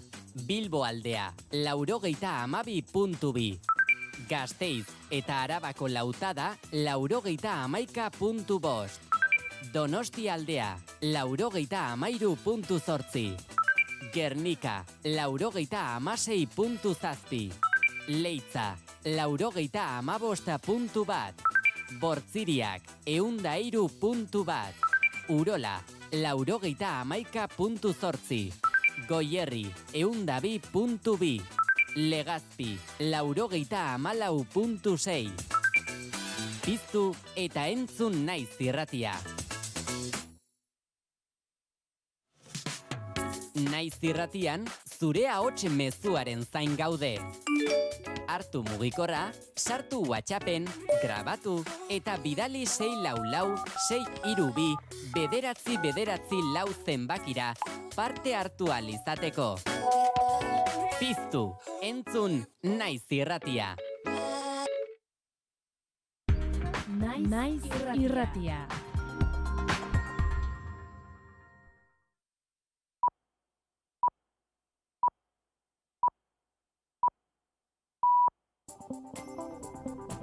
Informazioaren aria, Naiz irratia. Goizeko bederatziak dira ongi etorri naiz irratira entzule. Goiz zontan hasiko da Imanol Pradales lehendakaria legebiltzarreko alderdiekin bilera sorta egiten, helburua ondorengo hilabetetan Euskal Agendak izango dituen gai nagusiak mai gainean jartzea izango da. Iraia Kamra, egunon. Egunon Peli eta egunon entzuleak, lehen bilerak BP eta Sumarrekin izango dira, goizeko bederatzietan Javier de Andres Popularrarekin bilduko da, eta 2 ordu beranduago 11etan Sumarreko ordezkari Jon Hernandezekin izango du hitzordua. Lehendakariak Donostiako Miramar Jauregian iragarri zuen elkarrizketa ziklo hau udako oporen ostean egindako lehen gobernu kontseiluaren ostean. Bileretan hainbat gai izango dira hizpide, estatuko eta eskal autonomia erkidegoko egoera politiko eta sozioekonomikoa, estatuan dagoen tentsio politikoa eta estatu batuakek ezarritako mugazergeik euskal enpresetan izan dezaketen eragina besteak beste. Horrez gain datozen urteko aurrekontu proiektua aurkeztuko die alderdiei eta horien lehentasunak ezagutzeko asmoa ere badu Pradalesek. Autogobernuaren inguruko eztabaidak ere izango du bere tartea, lehendakariak azaldu nahi du eskualdatu gabe dauden eskumenak nola bideratu nahi dituzten eta baita estatutu itun berri baterako aukerak aztertu ere. Gaurko bilerak lehen urratsak izango dira, astelenean PSrekin bilduko da eta asteartean berriz EH Bildu eta EAJarekin. Hauek nabarmentzekoak oraingoz, baita ere egunaren gainontzeko albistak ala datorren aipatuko dugu ere. Malen Frantxasen, egunon.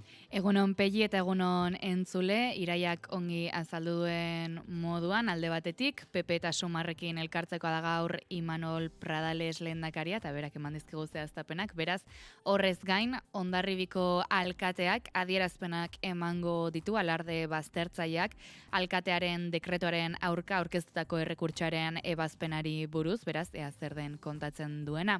Horrez gain, Gernika Palestinak elkarretaratzeak deitu ditu ostiral honetarako 7etan Euskal Herriko udaletxeen aurrean, Palestinak pairatzen duen genozidio sionista salatzeko eta Israelekin harremanak modu eraginkorrean haustea elkar eskatzeko. Hori gutxi balitz, Mondragon Unibertsitatean ikasturtea inauguratuko dute eta Nafarroako Unibertsitate Publikoan ere ikasturte akademikoari hasiera emateko ekitaldia izango dute. Horrez gain, antzar eguna dugu gaur Lekeition, egunean zehar buruan diaterraldoiak izango dira, umeen parkea, txistulariak eta bestelako ekitaldi herrikoiak ere. Eta antzar jaia, arratsaldeko 4etatik aurrera izango da, amaitzen denean masta puntakoa egingo dute portuan. Hau esan da kirolei erreparatuko diegu, txirrindularitzan 13. etapa izango du la bueltak, beraz, ea zer ematen duen gaurko honek. Emakumezkoen eskubaloian Superkopa Iberikan bera talde donostiarrak Madeiraren aurka jokatuko du partida, eta pilotan Masters CaixaBanken Iñaki Artola eta Julen Martija, Aitor Elordi eta Jonander Albixuren aurka lehiatuko dira Lekeition. Eta kulturara salto eginda, Ilunbe, prest dago Zetaken mitoaroako 2. ikuskizuna hartzeko. Nafarroarenako mitoaroa bukatu orduko iragarri zuen 2. atalau eta iraiaren 5ean, 6ean eta 7ean izango da Donostiako Ilunben, eta gaur esan bezala izango dugu lehenengo emanaldia. Eta amaitzeko, zinemaldiaren 73. edizioaren aurkezpen nagusia izango dugu gaur Tabakalerako Prisma aretoan 11etan. Proposamen guzti hauekin aditzen gara, eskerrik asko. Zuei. Eguraldia eta trafikoa naiz irratian. Errepide daokienez bada nabarmentzeko jazorarik? Oraingoz errepideak klase daude. Seguraldiari daokienez esango dugu, goranzko joerarekin dauzkagula temperaturak, azken esan dugu goizeko 8etan Gasteizen 9 gradu genituela, orain 11ra igo da termometroa. Goranzko joerare gainontzeko hiriburuetan, Iruñan 13 gradu dauzkagu, 16 gradu Maulen, 15 Donibane Garazin, 17 Donostia eta Baionan, eta Bilbon une honetan 18 gradu dauzkagu. Eguraldiaren ondik norako guztiak, Ikerri Barruzeak. Eguraldiak egonkortzera egingo du ostiral honetan eta giro eguzkitsu eta ederra nagusituko zaigu. Goizean behe-laino pixka bat agertuko da barnealdeko bailaretan, baina goizak aurrera ginala segituan xurgatuko du eguzkiak eta eguraldi eguzkitsu eta ederra nagusituko zaigu.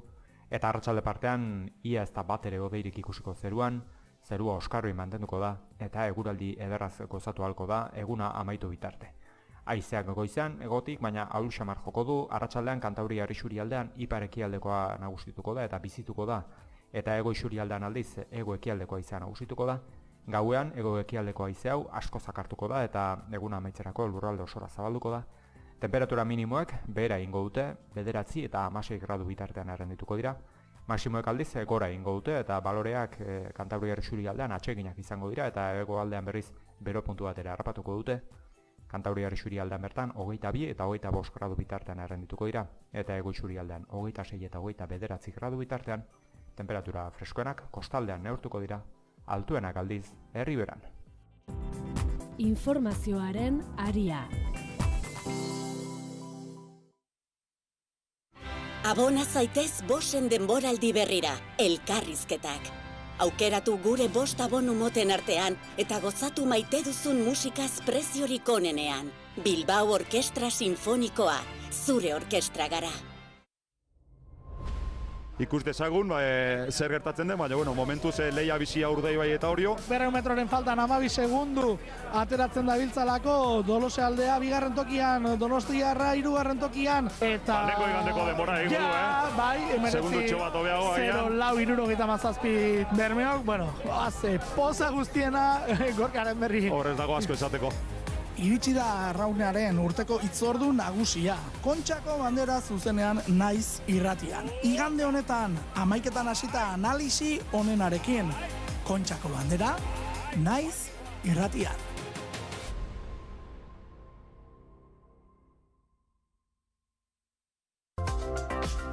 Kultura eta hizkuntza politika sailak hizkuntza politikarako sailburu ordetzak diruz lagundua.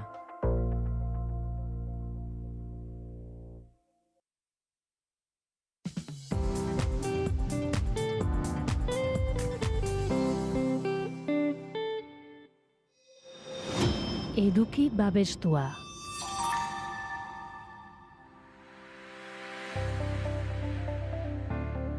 Goitzeko 9:07, adimen artifizialari ateak zabaldu behar dizkiogu, gaur egun ikusitako ez delako beti sinistu behar, zorrotz ibili behar da, izaera kritikoa behar da. Iraia Kamra, egunon berriro ere? Egun hori da, telebista sare sozialetan edo WhatsApp bidez jasotzen ditugun bideo eta albiste asko benetakoak dirudite, baina ez dira beti egiak, eta hor sartzen da jokoan adimen artifiziala. Baina lehenik eta behin zer da adimen artifizial sortzailea eta nola funtzionatzen dugu. Argi utzi nahi dugu, adimen artifiziala ordenagailuek pentsatzeko eta erabakiak hartzeko duen gaitasuna dela, gizakien antzera, eta gaur egun adimen artifizial sortzailea oso ezaguna bihurtu dela. Zer egin dezake adimen artifizialak? Testuak idatzi, artikuluak, istorioak, irudiak sortu ditzazke, benetako argazkin itxura dutenak, ahotsak ere imitatu ditzake, eta bideoak sortu edo manipulatu ere egin dezake. Adibidez, pertsona bat agertzen bada zerbait esaten, baina bideoa faltsua izan daiteke.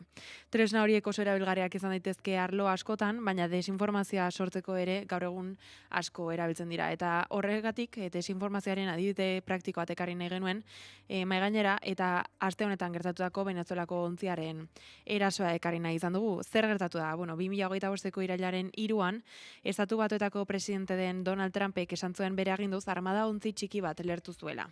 Ontzi hori Venezuelatik zetorrela aipatu zuen eta barruan 11 terrorista eta droga kargamentu bat zeramala. Handi gutxira Donald Trumpek bideo bat argitaratu zuen sare sozialetan, Truth Social sare sozialean, bideo horretan ontzi bat uretan ikus daiteke eta ondoren lerketa handi batekin amaitzen da bideoa. Bideo horretan, Trumpek gehitu zuen bideura uhartarazpen bat zela, Estatu Batuetara drogak drogak ekartzen saiatzen zen edon hori, hori gertatuko litzaiokela. Baina benetakoa alda bideo hori. Gauza da, Freddy Iñanez, Venezuelako komunikazio ministroak salatu zuela, bideo hori adimen artifizialarekin sortua izan zitekela, naiz eta ez zuen frogarik eman. Zer dio honi buruz egin diren egiaztapenek? BBC Verify taldeak bideo aztertu zuen Googleen Synth ID tresnarekin, ia bidez sortutako edukiak detektatzeko erabiltzen den tresna batekin, eta ez zuten ia erabileraren arrastorik aurkitu. Bestalde, aditu batek, Emmanuel Saliba Get Real Security erakundeko adituak azterketa egin zuen, eta aipatu zuen ez zutela adimen artifizialaren frogarik aurkitu, baina bai ikusi zitekela manipulazioa edizioa bentsat bideo horretan. Bideoaren zati batzuk moztuta edo lausotuta agertzen zirela. Reuters agentziak ere bere kabuz aztertu zuen bideoa eta ez zuen iaren erabileraren zantzurik topatu. Zer esan nahi duenik? Ez dagoela frogarik bideoa adimen artifizialarekin sortua izan zenik, baina manipulazioa egon daitekera bideo horretan. Hau desinformazioaren ohiko teknika bada, bideo edo irudi irreal bat hartu eta moldatu, eragina areagotzeko edo meztua aldatzeko. Eta azkenean honek baditu ondorio batzuk, hau da adimen artifiziala eta desinformazioa nola gurutzatzen diren erakusten duen benetako kasu bat azkenean. Egiazko gertakari bat delako ontziaren erasoa, bideoare ikusgarria da azkenean lertzen den ontzi bat delako eta Donald Trumpen aipamenek ere horrela egiten dutelako. Salaketa bat dagoelako medioa adimen artifizialarekin sortua dela aipatu dutelako, eta egiaztapenetan ikusi delako ez dela ia bidez sortua, baina agian manipulatua dela.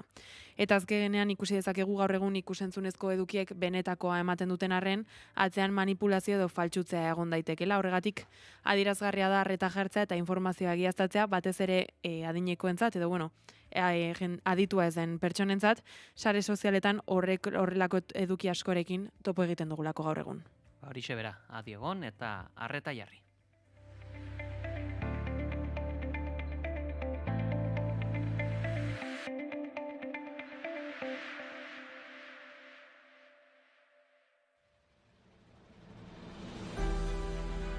Carrero erditik kentzeak askartu zuela trantsiziorako bidea zalantzarik gabe. Frankori eman zitzaion puntila. PZ-koak gure kontra sartu ziren. Zean kartzelan, egia esan da. Eta ziakoak izango zirela eta ez bazien, ziakoan esku izan ginela. Erbesteko Jaurlaritzako lehendakaria Jesus Mari Leizaola garai horretan, urrengo egunean, atentatuaren urrengo egunean bota zuelako Euskaldunak ez dire izan, zen eta izango baziren, ni Euskaldun lehendakaria naizenez jakingo nuen eta ez dakit tutik ez. Carrero Blanco pasatzen segunian, ni dano boligrafoa genuen aboan. Tous les commandos, ils savaient de estilo pour le bruit. Onda espansiboen gatikan. Batzutan esaten dute horrek transizioa baldintzatu zuela, oberako, baina bai, agian oberako izan ziteken, baina momentuan behintzat erregimen frankistak gogortu zituen bere ekintza guztiak, 2 edo 3 urte oso gogorrak izan ziren. Gabeko 9 aldea etorri zen, eta, ustez gendun notizio bat, nire haitxein bilokun zen, sarkentu eta etorri zen haitxekin, eta haitxekin zaren bentzion, modu hon bat, amai izateko 6.000 bertzi jogela, eta nire haitxekin izatzi jola, da modu hon bat, ama bat 6.000 bertzi jogela izateko. I ens van deixar entrar a la mare, madre, hijo, y lo que le da la madre, te van a matar. Y al chiqui, pero el pueblo, tienes todo el pueblo vasco, como si fueran tus hijos. Me voy a quedar sin hijos, no, que tienes todo el pueblo vasco. Amai esan zion behar, irabaziko zula semepila, hori hola izan zen, increíble, urte batzutan, zenbat jende etorri izan. Zergatik txiki, etorkin asko Euskal Herrira, langileak eta txiki langile izan zen, fabrika batean sartu zen, Extremaduratik zetorren, eta orduan nolabait eskarmentu emateko, ez? Apurtzen zuelako erregimenaren diskursoa, ez? Euskaldunak dira separatistak, xenofoboak, razistak, eta begira. Hemen dago gazte bat Extremaduratik etorri berria eta gainera etan sartu da. Il popolo unito vincerà in Spagna come ha vinto in Italia. Liberación, ave, España de Franco.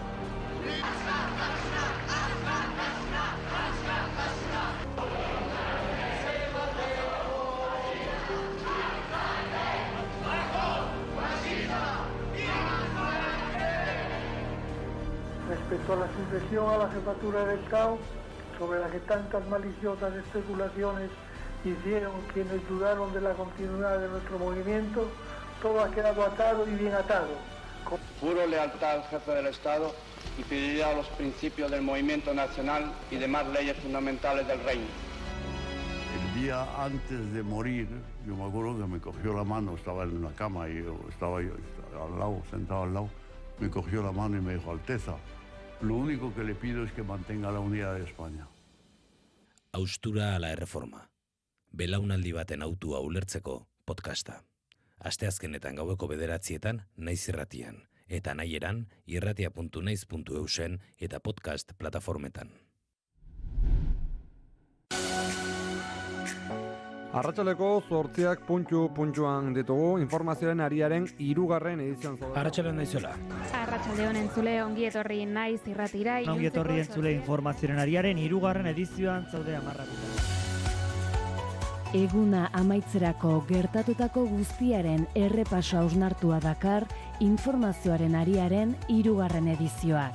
Naiz irratian eta Sara Iriartek kontatuko digu dena. Eta aipagai hoien zenbait aipamen egingo dizkigu jarraian Pegi Lekuona lankide. Informazioaren ariaren lehen edizioan izan dira Naiz irratian egoera azaltzen. Oinatzez buru. Eta ego ibelategik dakartza xehetasunak. Informazioaren ariaren 3. edizioa astelenetik ostiralera arratsaleko 8 aurrera. Naiz irratia. 10 minutu gutxiegi dira disko batek atzetik duen lan guztia azaltzeko. Musikaria, egunero, eguerdiko 12 eta laurdenetan eta gaueko 10etan. Naiz irratia.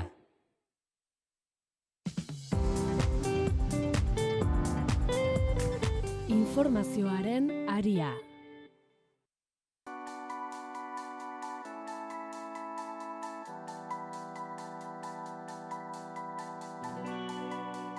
Goizeko 9:06, prekarietatea murrizteko borroka, zerbitzu publikoen defentsa eta trantsizio ekosozialerako industria politika izango ditu lehentasun nagusi LAB sindikatuak ikasturte hasiera honetan, eta agente aktibo izango da burujabetzan maila handiagoak eskuratzeko ere. Ikasturte hastapenean sakondu nahi dugu, horretarako gurekin da Igor Arroyo, LAB sindikatuko idazkari nagusiaren ondokoa, egunon? Egunon bai.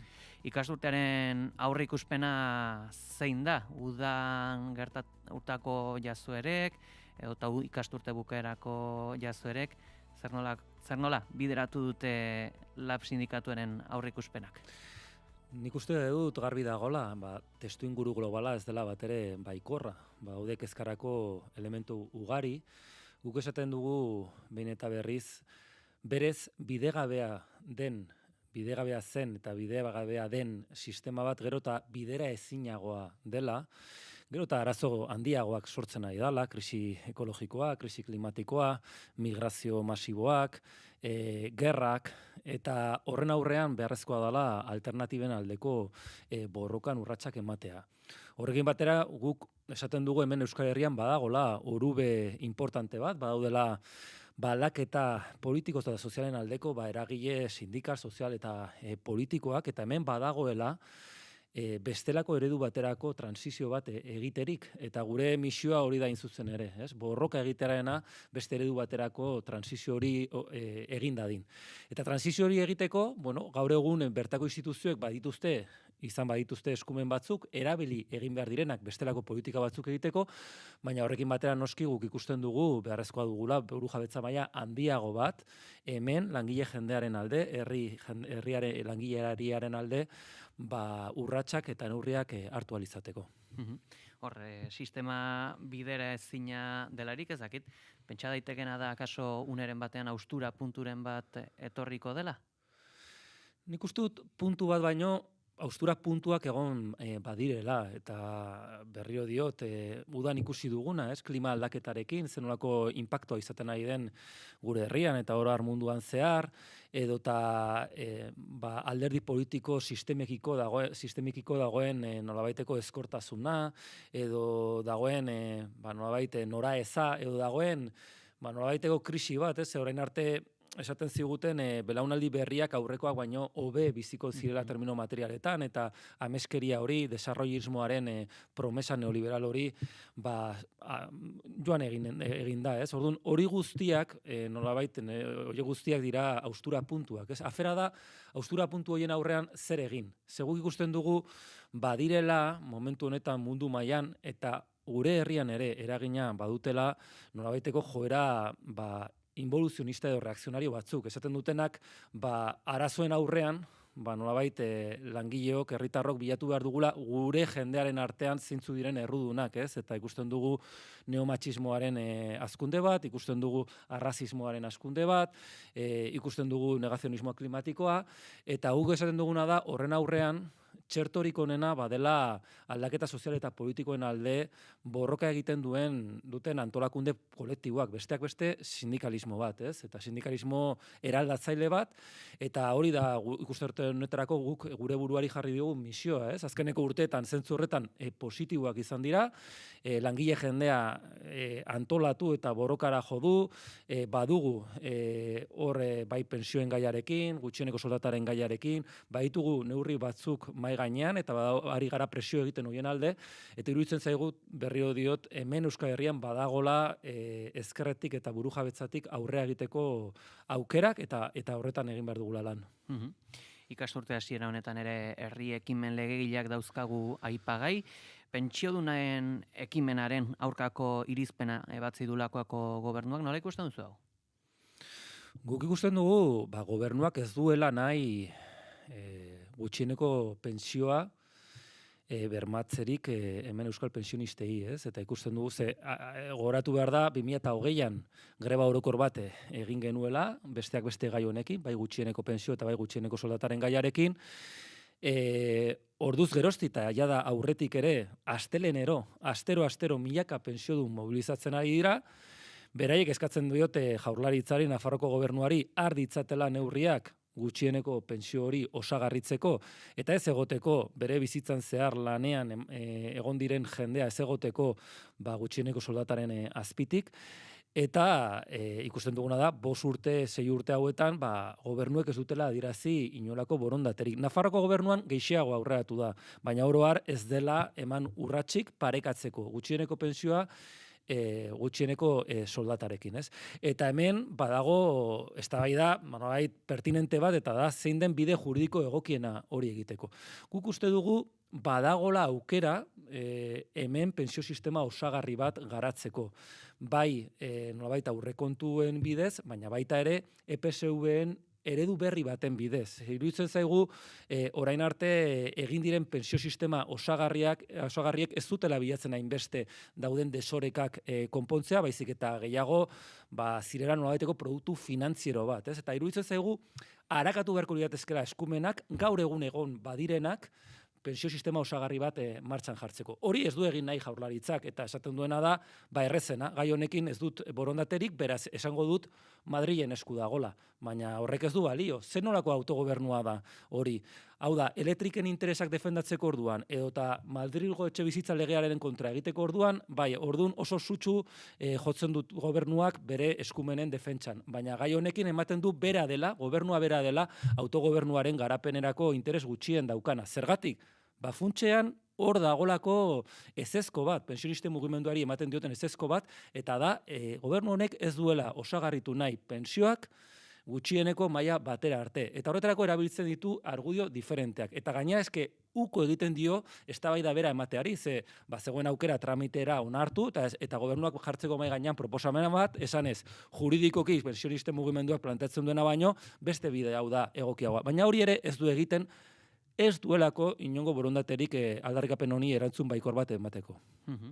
Hain zuzen, aipatu duzu, 2020an egon zela greba orokorra, ez dakit, sindikalista bezala esango zenuke akaso gertaturikoa greba orokor bat merezi duela? Nik uste dut, greba orokorrak zorionez, Euskal Herrian badira tresna eraginkorrak, balio dutenak hainbat aldarrikapen eta hainbat neurri orokor mahai gainean jartzeko. Gu beti esan dugu hemen sindikalismoaren lana dela hitzarmen duinen alde borrokatzea eta sektore, enpresa borroka sindikalak aktibatzea, baina iruditzen zaigu sindikalismoaren papera harago doala. Sindikalismoak ere baduela ardura bat, aldaketa neurri orokorrak, aldaketarako neurri orokorrak mahai gainean jartzeko. Besteak beste gutxieneko pentsioa, gutxieneko soldata edo zerbitzu publikoen garapena bermatzeko. Horren inguruan, 2020an egin genuen greba orokor bat gutxieneko soldata eta gutxieneko pentsioaren gaia mahai gainean jartzeko, eta kurso honetan hain zuzen ere bi gai horiek mahai gainean egongo dira proposamen oso zehatzekin. Iruditzen zaigu ari garela greba orokor arrakastatsu horren ondorioak kudeatzen eta horretan jarraitu behar dugula. 2023an egin genuen beste greba orokor bat, greba feminista orokorra, zaintza sistema publiko komunitario baten alde, eta hori ere izango da kurso honetarako gure erreferentzia, zaintza eremuan hitzarmenak egitearekin batera, ekiparazioan urratsak ematearekin batera, publifikazio prozesuak ematearekin batera, beharrezkoa da baita ere zaintza sistema publiko komunitario hori martxan jartzeko neurri politikoak. Eta guk unean une baloratuko dugu aipatutako gai estrategiko hauekin, zer nolako blokeoak ematen diren maila instituzionalean, eta zer nolako behar mobilizatzaileak dauden. Momentuz, gutxieneko pentsioari dagokionez, iruditzen zaigu pentsionisten mugimenduari dagokiola iniziatiba, gaur prentsaurreko bat daukate, eta guk zalantzarai gabe beraien ondoan egongo gara, lehenengo erantzun honi hau ematen, eta jakina, ez gutxieneko pentsioa, ez gutxieneko soldata edo zerbitzu publikoen aferan, guk ez dugu inolaz ere amore emango. Adi egongo era Euskal Herriko pentsio den mugimenduak aurre esaten duenera, baina nor propioki ere, lab sindikatuak, gainontzeko sindikatuekin ere sustatu du beste herri ekimen legegile bat lanbide arteko gutxieneko soldataren bueltan. Ikusita exekutiboaren erreakzioa beldur zarete berdina gerta daitekelakoan? Guk gutxieneko soldataren kasuan bi bide planteatu ditugu. Esan dugu lehenik eta behin, egungo ordenamendu juridikoaren barruan posible da patronala eta sindikatuen arteko akordio intersektorial edo interprofesional bat egitea, eta horretarako negoziazio mahai bat deitu dugu, eta patronal bertan esertzera gonbidatu dugu. Gainera hori egin dugu Euskal Autonomia Erkidegoaren kasuan sindikatu guztiok egun berean eta aldi berean. Baina patronalak jakina denez uko egin dio mailan esertzeari. Horrekin batera esan dugu, afera hau ez egoteko patronalaren borondatearen aiduru, hemen ere posible da aldaketa legal bat planteatzarena langileen estatutuan, ez da hainbeste nolabait bertako legedian, baizik eta langileen estatutuan posible da artikulu bat nolabait aldatzea, planteatzeko estatu mailako gutxieneko soldata hori hobetu ahal izango dela, hala nahi duten komunitate autonomoekoen aldetik, ez? Eta horrek badautu ere, proposamen horrek baditu berme juridikoak, herrikemen legegi bat egin dugu, 138.000 sinadura jaso ditugu horren alde, eta hori ere eztabaidagai izango dugu legebiltzarrean. Gai honetan ere ikusten dugu, EAJaren aldetik eta PSren aldetik ez dagoela borondate askorik, eta nahiago izango luketela hau sindikatuen eta patronalen arteko negoziazio mahaira mugatzea, ez? Eta daukaten arazoa da, justu patronalak guk askotan salatu dugun bezala, ez duela inolako borondaterik langileen mesederako diren neurriak aurrera ateratzeko. Patronalak nahi duena da, elkarrizketa sozialeko mahai antzuetan denbora pasa, argazkiak atera, baina holako neurri zehatzik eta eraginkorrik hartu ez. Eta ordun problema bat sortzen zaio gobernu honi, ze patronalak uko hori mantentzen badu, nola justifikatuko dute herrikimen legegileari ezezkoa ematea. Guk bi bidetan eskatzen dugu baiezko bat, baina iruditzen zaigu momentu honetan Confebaskek ataka gaizto batean jarri duela gobernua, eta horregatik daudela hain kezkatuta, eta horregatik ari dela hainbeste esaten, hemen negoziazio kolektiboaren bidetik afera hau konpondu beharko litzatekela, ez? Ez dutelako nahi erdigunean, berein ekimen politikoaren erdigunean gutxieneko soldataren afera kokatu, eta bestelako gaitegi bat daukatelako momentu honetan Madrilekin negoziatzeko. Askotan gertatzen da, langileen intereseko gaiak baino, enpresarien intereseko gaiak dira normalean Madrilekin lantzen dituztenak. Eragiteko baliabidea lan hitzarmenak baldin badira, zer gertatuko litzateke lan hitzarmen estatalak dituzten ogibidekin? Bi dira arazoa. Altetik baditugu bertako hitzarmen asko, bereziki sektore feminizatuetan, sektore arrazializatuetan, guk aldarrikatzen dugun gutxieneko soldataren azpitik daudenak. Eta justu gainera eremu horietan patronalak bere izaera klasistari gehitzen dio izaera matxista bat eta esango nuke ere arrazista bat, ze justu sektore horietan bere negoziazio kolektiborako jarrera beste batzuetan, baina askoz ezkorragoa da, eta patronalak baditu hainbat sektore eta hainbat hitzarmen hor blokeatuta, sektore feminizatuetan, eta ez du inongo interesik adierazten horiek desblokeatzeko, eta entzungor egiten die sektore hauen aldarrikapenei. Beraz, guk lehenengo gogoeta bat egiten ari gara, negoziazio kolektiboari begira, esanez. Hemen sektore hauen daukaten blokeo egoera hau eta sektore hauek egotaren gutxieneko soldata duin baten azpitik, ez da soilik beraien arazoa. Hauek langile klase osoaren arazoa da, sindikatuok honen inguruan negoziazio kolektibo sektorialari begira ere planteamendu bat egin beharko genuke. Hori da lehenengo gauza. Eta gero bigarrengo gauza da zuk aipatu duzuna, ez? Badaude eremu batzuk bertako hitzarmenik ez daukatenak.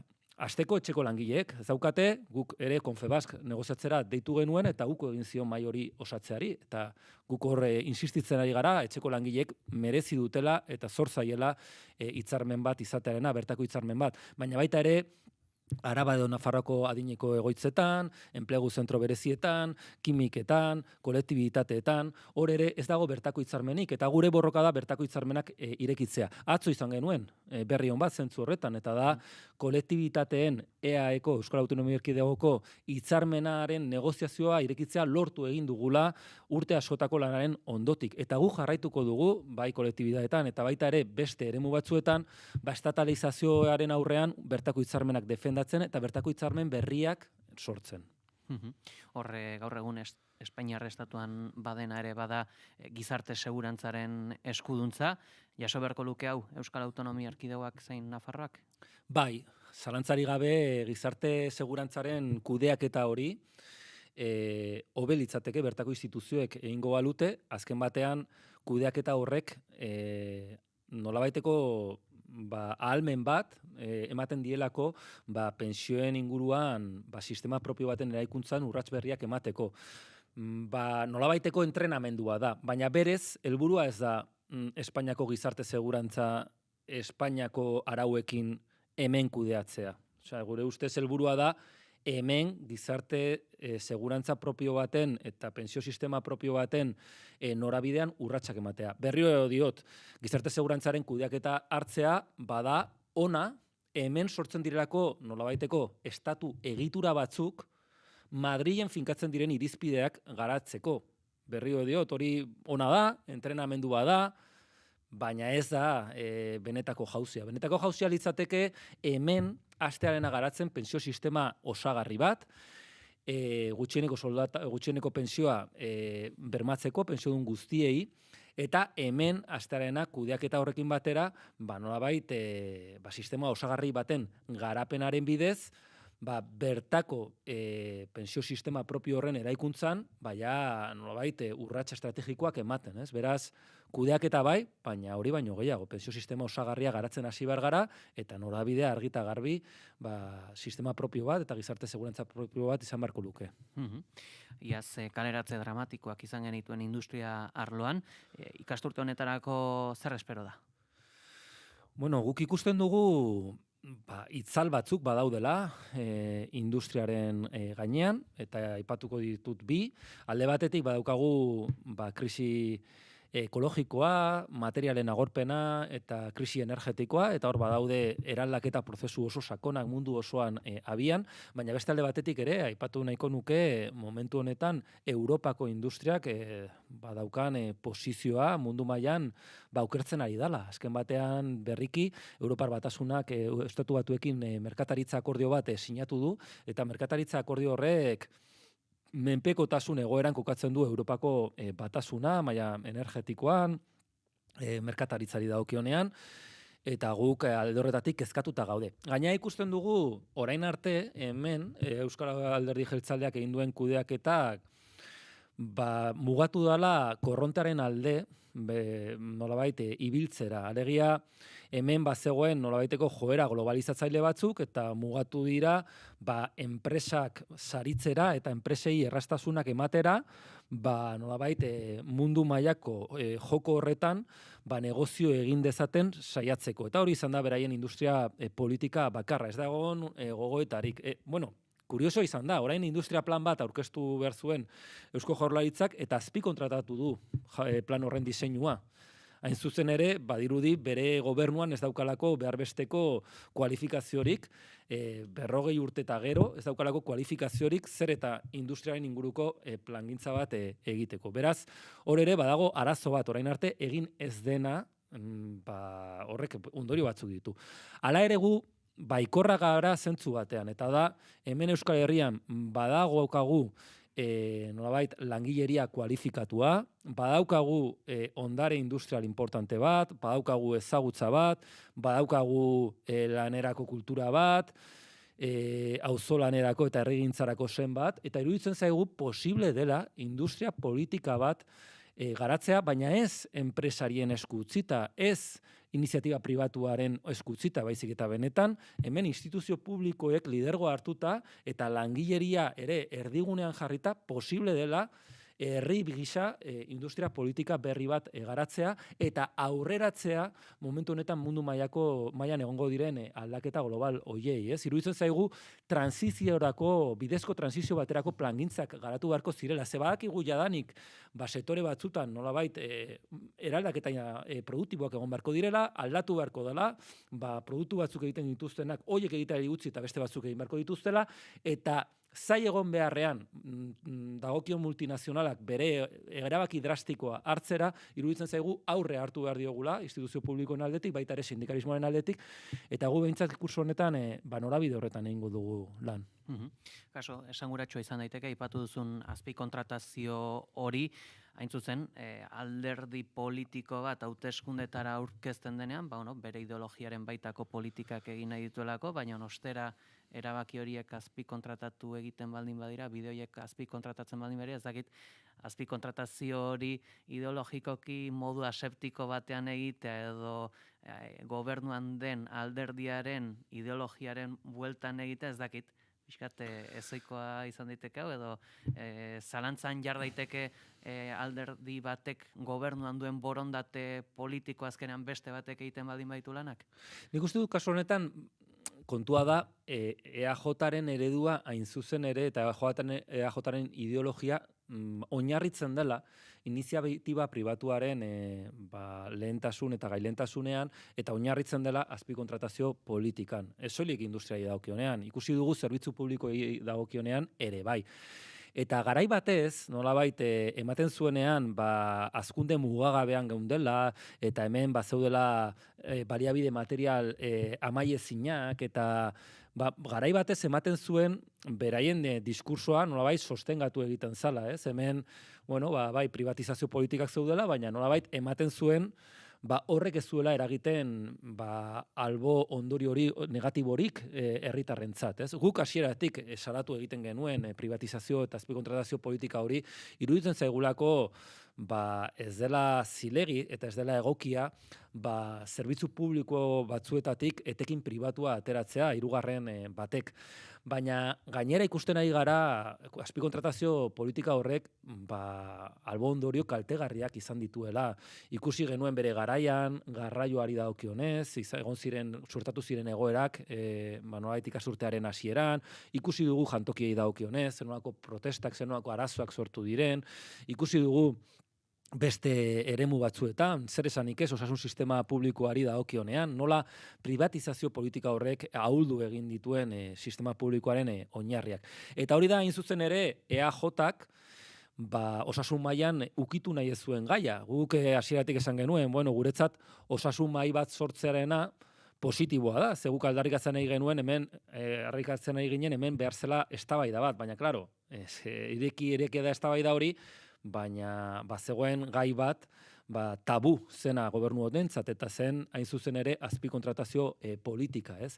Beraz, kasu honetan, ideologiarekin bat dator, ni ez nau harritzen azpikontratatzea industria plan hori, baina iruditzen zain nahiko esanguratsua urtetan kudeatzaile onaren ospea elikatu duen alderdi batek, non eta industria bezalako gai sensible batean, horrelako gaitasuneza erakustea. Agian akaso honi lotuta ere badaukagu azken orduko albiste bat, El Confidencial egunkari digitalak iragarri berri du, Andoni Ortuzar, Euskadi buru batzarreko presidentea izandakoa, PricewaterhouseCoopers enpresak, auditora handiak kontratatu berri duela, kanpo aholkulari gisa.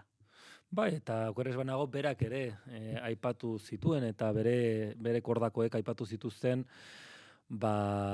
imazen eta beste batzuen kasuak esanez, igual agian ez zela oso egokia, ez? Euskadi buru batzarreko buru izan ostean, horrelako multinazional energetiko batera bideratzea, baina biztan da hori dela bere alderdiko ezaugarri bat, eta da hor badirela hainbat eta hainbat kuadro politiko uste duten, lehenik eta behin nahastu egiten dutela zer den zerbitzu publiko bat eta zer den instituzio publikoen zerbitzura egotea eta zer diren interes pribatuak, eta bigarrenik ulertzen duela nolabait bere jarduera publikoa eta bat bezala gerora eremu pribatuan ongi kokatuta egoteko, ez? Eta iruditzen zait, berriro diot, gero eta argiago geratzen ari dela eredu horren kalteak zeintzuk diren, eta gero eta argiago geratzen ari dela herri honek eta zehazki Euskal Autonomia Erkidegoak behar duela aldaketa politiko bat.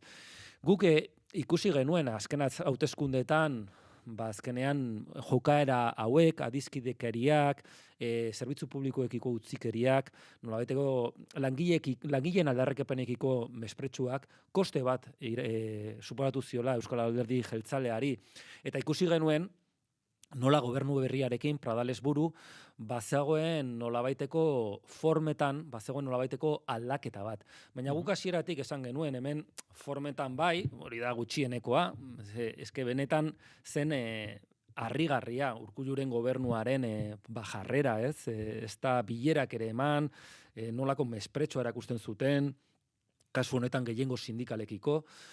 Orduan, egon da formetan aldaketa bat, eta hori gutxieneko bada, baina gu beti hasieratik esan dugu, hemen behar dena da fondoko aldaketa bat. Eta ikusten dugu fondoko aldaketa hori ez dagoela. Osasun mailan ikusi dugu. Orain, zein da horren aurrean hartu behar dugun jarrera? Gure ustez, osasun mailan erakutsi dugun bezala, guk hartu behar dugun jarrera da, mahai gainean proposamenak egin, proposamen horien aldeko indarbilketa egin, mobilizatu, presionatu, eta bietako bat, edo gobernua behartu langileen aldeko neurriak hartzera, edo bestela gobernu honen borondate falta agerian utzi. Iruditzen zaigu fase honetan hori dela dagokiguna. Eta hori egiteragoaz baita ere segregazioari itunari dagokionean, edo momentu honetan Jaurlaritzak planteatzen dituen bestelako prozesuen inguruan. Guk ez dugu nahi hemen bakarrik forma aldaketa bat, guk politika publikoen funtsan nahi dugu aldaketa bat. Maitu horretikan ere bestelako elementu propio pare bat aipatu beharra dugu, izan ere Nafarroko baso zuten brigada sortzeko proposamena adostu zen bere garaian, berriki salatu duzu ez dela aurrera pausorik egon, ze puntutan dago sortze hau? Gu jarraitzen dugu lanean eta jarraitzen dugu gure ekintza sindikalaren bidez afera hau mahai gainean jartzen. Iruditzen zaigulako zerbitzu publikoetako langileen ardura ez dela soilik euren lan baldintzen inguruan arduratzea. Hori ere bada sindikatuen ardura, bada langileen eskubidea, eta hori importantea da, lanaldia, soldatak, lan osasuna, langileen nolabait eskubide horiek defendatu behar dira, baina gu beti pentsatu dugu zerbitzu publikoetako ekintza sindikalean garrantzi handia hartu behar duela zerbitzu publiko horien hobekuntzarako proposamenek, ez? Hartu behar dutela garrantzi handia. Eta zentzu horretan, osasun mailan egiten ditugun bezala, osasun sistema publikoa hobetzeko proposamenak, suhiltzaileen kasuan ere, Nafarroan gainera, gu daukagu gehiengo handia, beste eremuetan ere, beste lurraldetan ere presentzia handia daukagu, suhiltzaileetan, eta hor guk egiten duguna da, hain zuzen ere hori. Osea, gure esperientziatik, gure jendea ibiltzen da zuteak nolabait itzaltzen, ibiltzen da Euskal Herrian eta ibili da ere Leon aldean. Eta gure jendeak bere esperientzia horretatik egiten dituen proposamenak, ez? Eta iruditzen zait, gobernuek gutxiegi entzuten dutela zerbitzu publikoetako langileria. Hor badago esperientzia metatu handia, eta iruditzen zait beti hori ulertzen dutela dela, ez dut esango aurkari, baina bai nolabaiteko eremu deseroso bat, eta ez dutela behar besteko atentzioz entzuten gure proposamena. Guk insistituko dugu, iruditzen zaigu zorionez Nafarroan, egon dira zuteak, baina ez dira egon beste eremu batzuetan bezain handiak, ikaragarria da, gertatu dena estatuko beste zonalde batzuetan, baina gure ustez neurriak orain hartu behar dira edozein momentutan sortu daitekelako benetako arazo handi bat eta tragedia handi bat, ez? Eta iruditzen zaigu kasu egin behar zaiola proposamen honi bai. Adi izango era ikasturte honek dakarrenara, Igor Arroyo, eskerrik asko gizonetan gurean izateagatik. Ni esker zuei.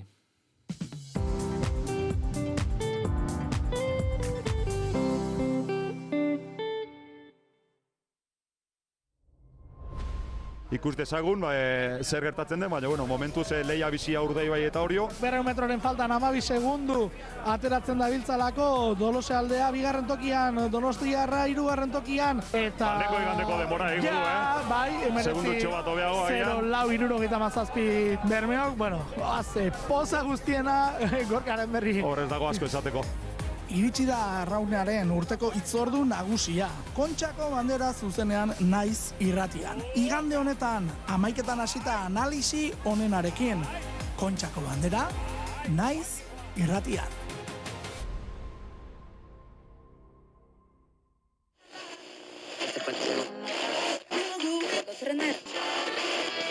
Eta da konturatzen, iaia, noiz datorren aldaketa, bateria batetik, organiko gotik, elektronikora pasatzen dira. Eguerditan irekitzen dugu musikariako mikrofonoa. Euskal musika eszenaren berritasunak ardatz. Kaixo, Fermin. Opa, kaixo. Aritz Artola, Gabon. Kaixo, Gabon. Bide Hernando Muñoz, Inigo Etxarresistiaga. Gabon. Gabon. Gabon. Aurkezpen berezirik ez du behar, baina aurkeztuko dugu Ruper Ordorika. Hemen daukagu gurekin. Gabon, Ruper, zer moduz? Ondo, eskerrik asko. Josuna Arakistain eguerdion. Kaixo, eguerdion. Zer moduz zaude? Oso ondo? Bai. Egualdi honekin, eta kantu berri ateratzen, eta... Bai, ez da. Bai, zera ondo. Anari Alberdi Santesteban, Azkoitiarra, eta hemen daukaguna. Kaixo, Anari, zer moduz? Kaixo, ondo. Eta gauero, 10:00 aurrera, musikarien lanei behar duten tartea eskaintzen diegu. Musikaria, egunero, eguerdiko 12 eta 4 eta gaueko 10:00. Naiz irratia. Informazioaren aria, Naiz irratian.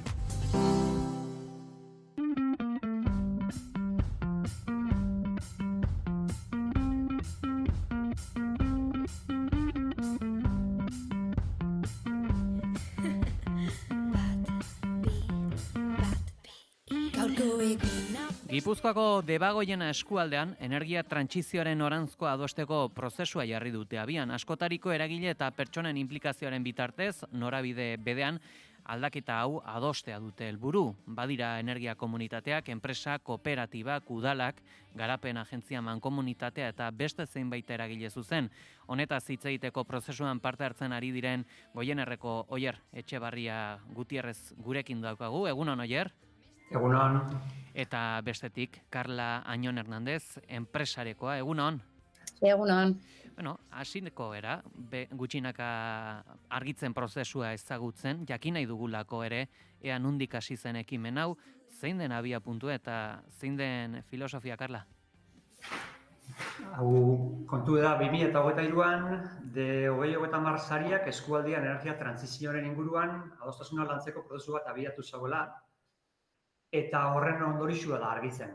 2024ko apirilera bitarte aurreko fase bat garatu zen, prozesuan oinarriak ezartzeko, eta bertatik eratu da argitzen prozesuaren ardura hartu duen talde sustatzailea, lankidetza publiko, pribatu, komunitario oinarrian daukona, eta mandatu organu gisa izendatzen dena.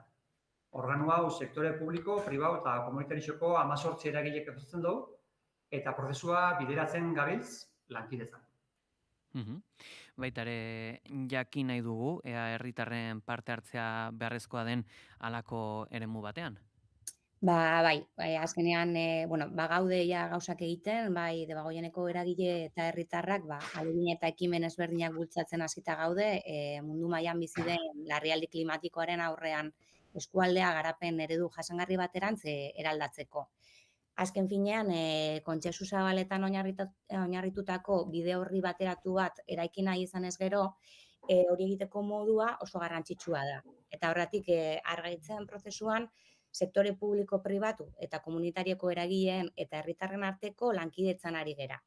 Azkenean, askotariko eragile eta pertsonen inplikazioa beharrezko izango da bide hau egiteko.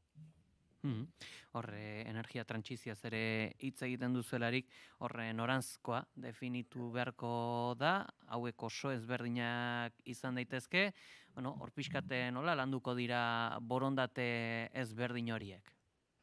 Kontu da, energia trantsizioan inguruan hartu beharreko erabakiak konplexutasun handikoa diela.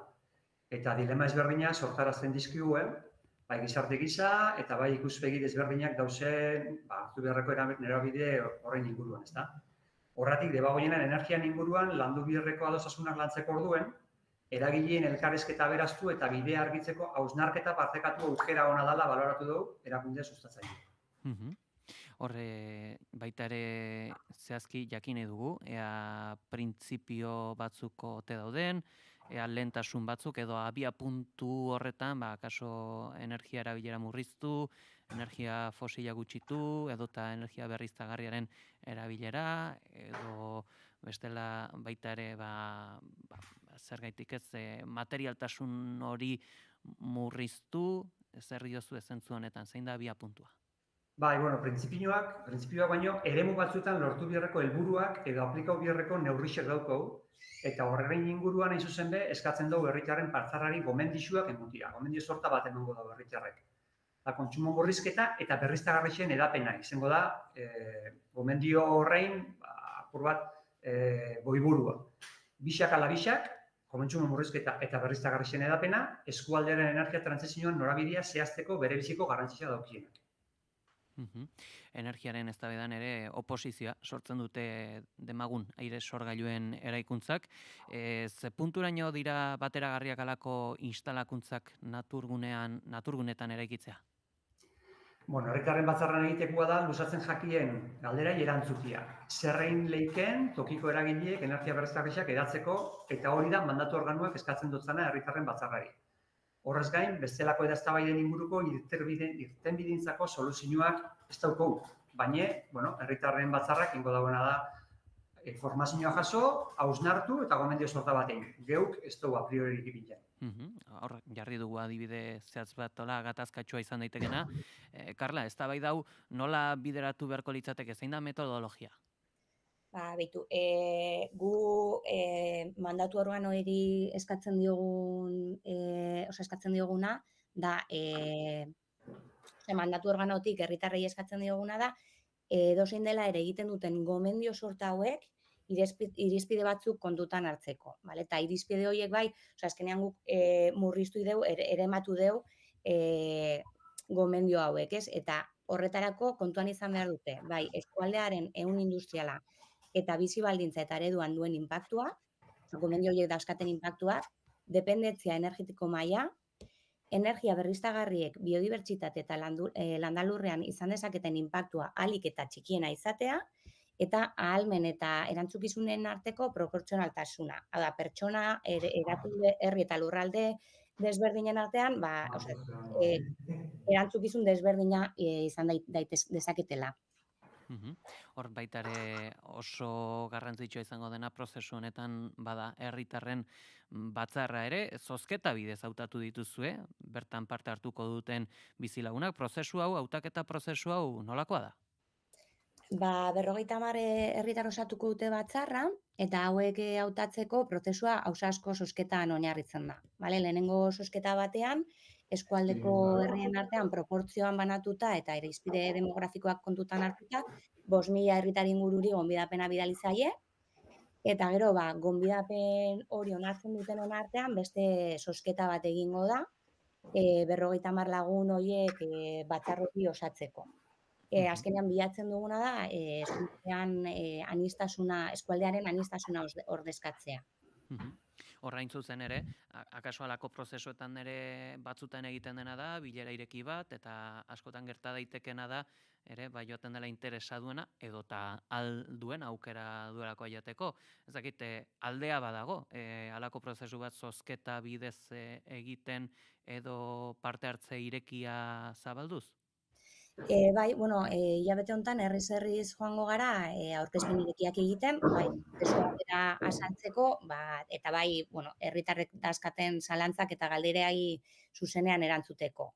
Bilerak guztiak hilabete honetan izango dira, eta hasiko gea Elgetan, irailaren 10ean, Oñatin 15ean, Aretzabaletan 16ean, Bergaran irailaren 18ean, Arrasaten 23, Eskoriatzan 24, Lehingatzaga irailaren 26ean, Aramaion 29ean, eta amaituko dira Antzolan irailaren 30ean. Eta gituraldetik nola koordinatzen zarete halako eragile ezberdinak?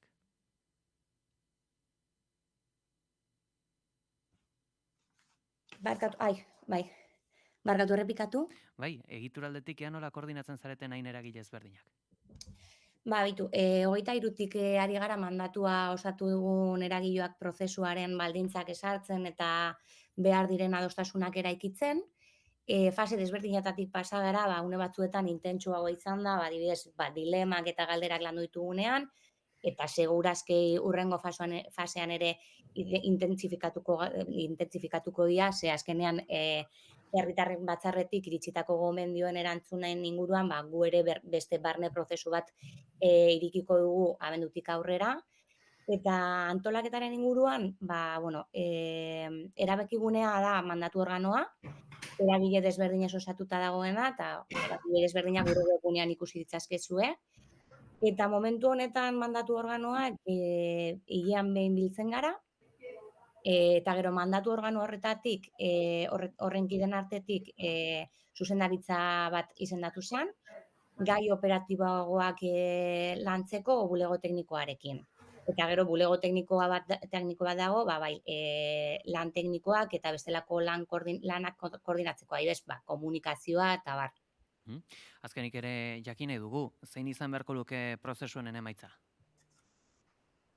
Debagoieneko eskualdian trantsizio energetikoan inguruko prozesu deliberatiboa burutzeko beharra adostu zanean prozesu honako helburua jarrikakon.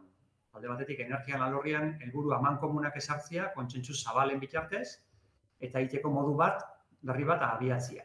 Bestalde batetik debagoienako eskualdian herritar eta eragileak ahalduntzia energian aferan beren ardurak hartuz. Horregatik argitzen prozesua herritarren batzarra erdigunean izan da, gauza gehiago biltzen ditu. Baina argi dauko hasierako galderai bueltatuz, energian trantsizioan eskualdeko noranzkoa lankidetzaz eta adostasunez lantzeko prozesua dela. Beraz, emaitza noranzko hori definitzen lagunduko oskun estresnak edo baliabideak eskuratzea espero du. Karla? Nik uste dut Oierrek esan duenarekin gutxi gora bera ulertu itzen dela, ez dakite zeo zer gehiago. Azkenean, gu elkarrekin, mandatu organoak elkarrekin lan egiten dugu, eta danak batera juten geha, eta gutxi gora bera hori da espero duna. Guzti hauekin gelditzen gera, argitzen proiektuaren irakurketa egin dugu, eskerrik asko gurean izategatik, Oier Etxeberria Goienerreko kidea eta Karla Añon, enpresareko kidea, eskerrik asko. Eskerrik asko. Zuri. Egunen pasau. Agur.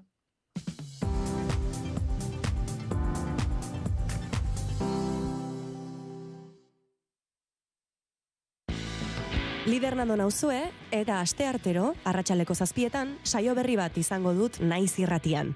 Eta zer topatuko duzuen bertan? Noski, musika. Baina ez orainaldiko tendentzia eta albisteetara lotua dagoen hori ez. Hemen saiatuko gara behintzat denbora gelditu eta ingurura begiratzen. Belarriak prest jartzen musikaren gozamenerako. Eta zergatik ez, bitxikeriaren bat edo beste ezagutzen ere. Ad libitum, Lider Nandorekin. Asteartero, arratsaldeko 7:00, Naiz Irratian. Ongi etorri, Ad libitum saiora.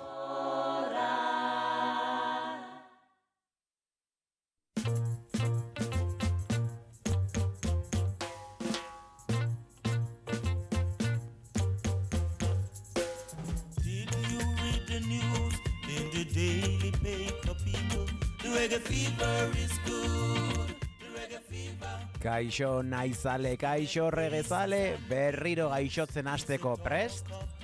Rege Fibe irratsaioaren denboraldi berria bueltan dugu. Azkeneko 15 urteetan bezala, 60. hamarkadako Jamaikara erritmoak landuko ditugu aurtengoan ere. Ordukoak eta gaur egunekoak, euskal taldeak agenda ere topatuko duzu gurera hurbiltzen zarenean. Zita berria ostegun gauerditan izango da.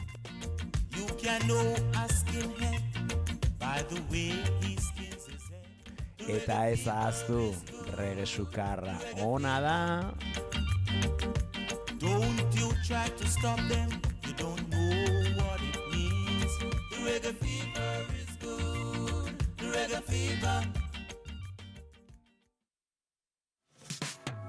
Naiz irratian, zure ahots mezuaren zain gaude. Hartu mugikorra, sartu WhatsAppen, grabatu eta bidali 644-632-999 lau zenbakira parte hartu ahal izateko. Piztu, entzun, Naiz irratia.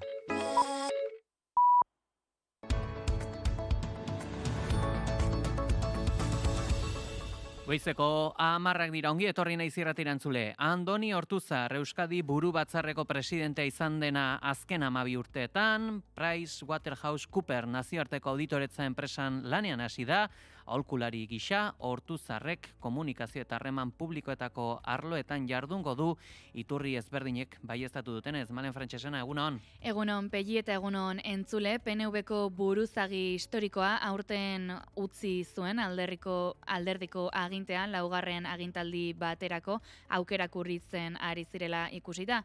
Bere lekua Aitor Estebanek hartu du publikoki, adierazi izan du bere benetako ametsa zahartzaroan upategi batean lan egitea dela, ardoa eta upategiak bere pasioetako bat baitira, baina oraingoz bestelako bide bat hartu du. Ortuzarren izendapen berriak zeresana eman du bere alderdiak 2022an lege aldaketa garrantzitsu bat bultzatu duelako. Aldaketa horri esker 4 auditoretza handiek ez dute zertan 10 urtean behin bezeroa aldatu, aurretik legeak agintzen zuen moduan. Neurri ark eztabaida piztu zuen batez ere PwC-ri mesede egin zion. Hain zuzen, enpresa horrek Santander eta Telefonika bezalako erraldoien kontuak gainbegiratzen jarraitu ahal izan du. Bi enpresa horien auditoretza kontratuek 1.000 milioi eurotik gorako balioa dute epe luzera, beraz Ortuzarren ibilbide politiko luzea amaitu badare, oraindik ez da heldu bere pasioa den upategi batean lan eginez erretiratzeko unea. Orain, esperientzia eta harreman sare zabala baliatuko ditu sektore pribatuan PV Bikoitza zeren aholkulari gisa.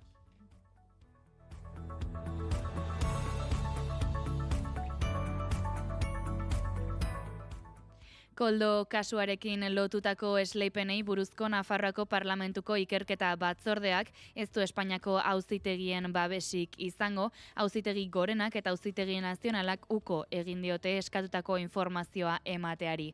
Koldo auzia ikertzen ari den auzitegi nazionaleko epaiak baztertu egin du Nafarroako Parlamentuak ikerketa batzorderako eskatutako dokumentazioa, ustezko ustelkeria sareak eskualde horretan egin zituen lanei buruzkoa, hain zuzen ere, sumarioko eginbideak isilpekoak izango direla argudiatuta.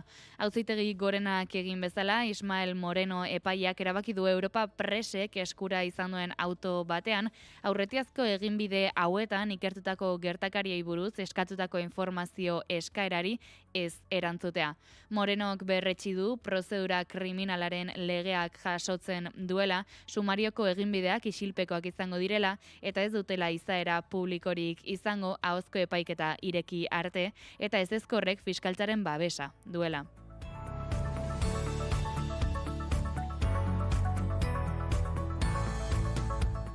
Israelgo armadak baieztatu du jada Gazako hiriaren 40% kontrolatzen duela 3 aste baino gehiagoko erasoaldiaren bombardeak eta etengabeen ostean, zeinetan zibilen etxebizitzak ere erasotu dituzten.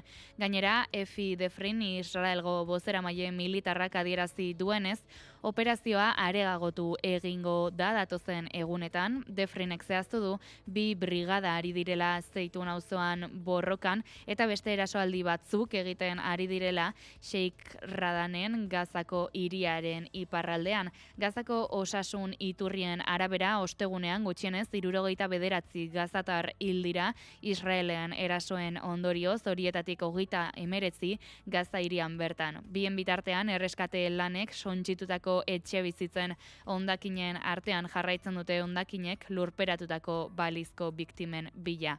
Gainera beste 5 pertsona hil eta 50 baino gehiago zauritu dira Altufa auzoan izandako eraso batean, tartean hainbat adingabe Palestinako defentsa zibilaren arabera.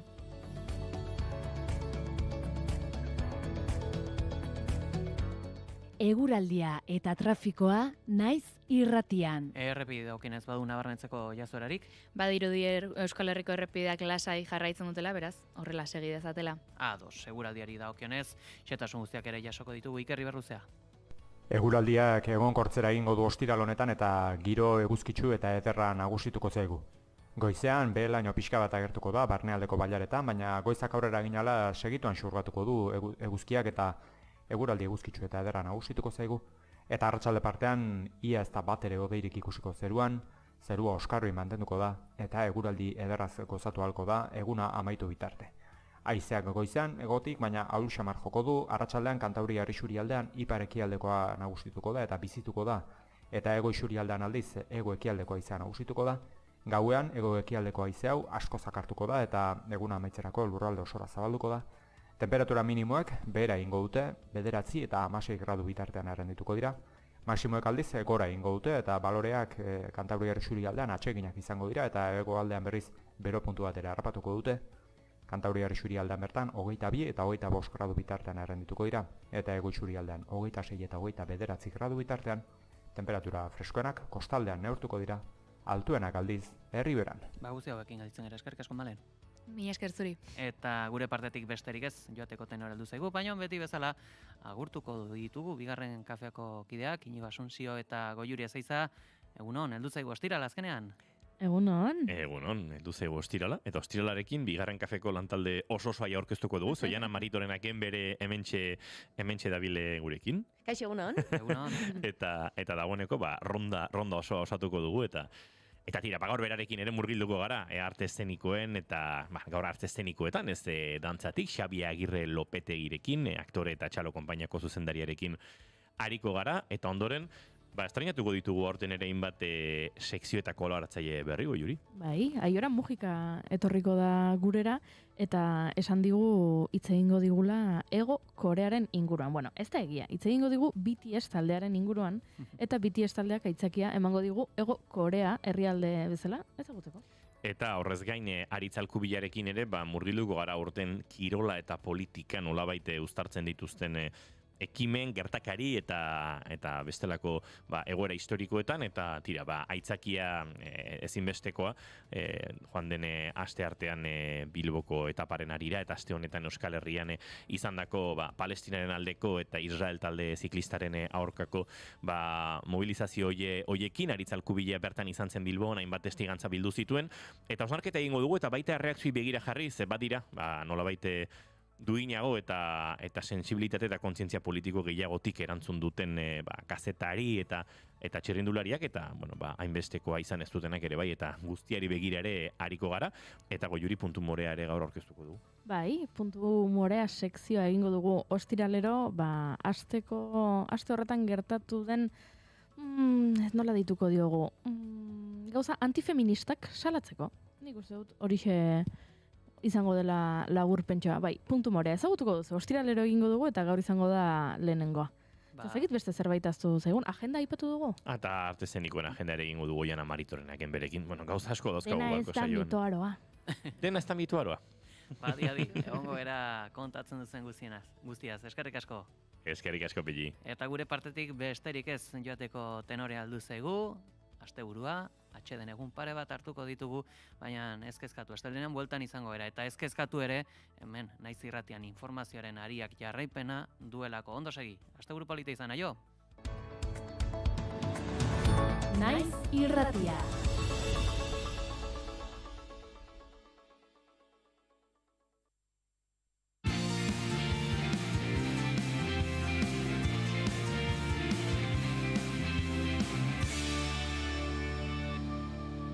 Naiz Irratian, bigarren kafea.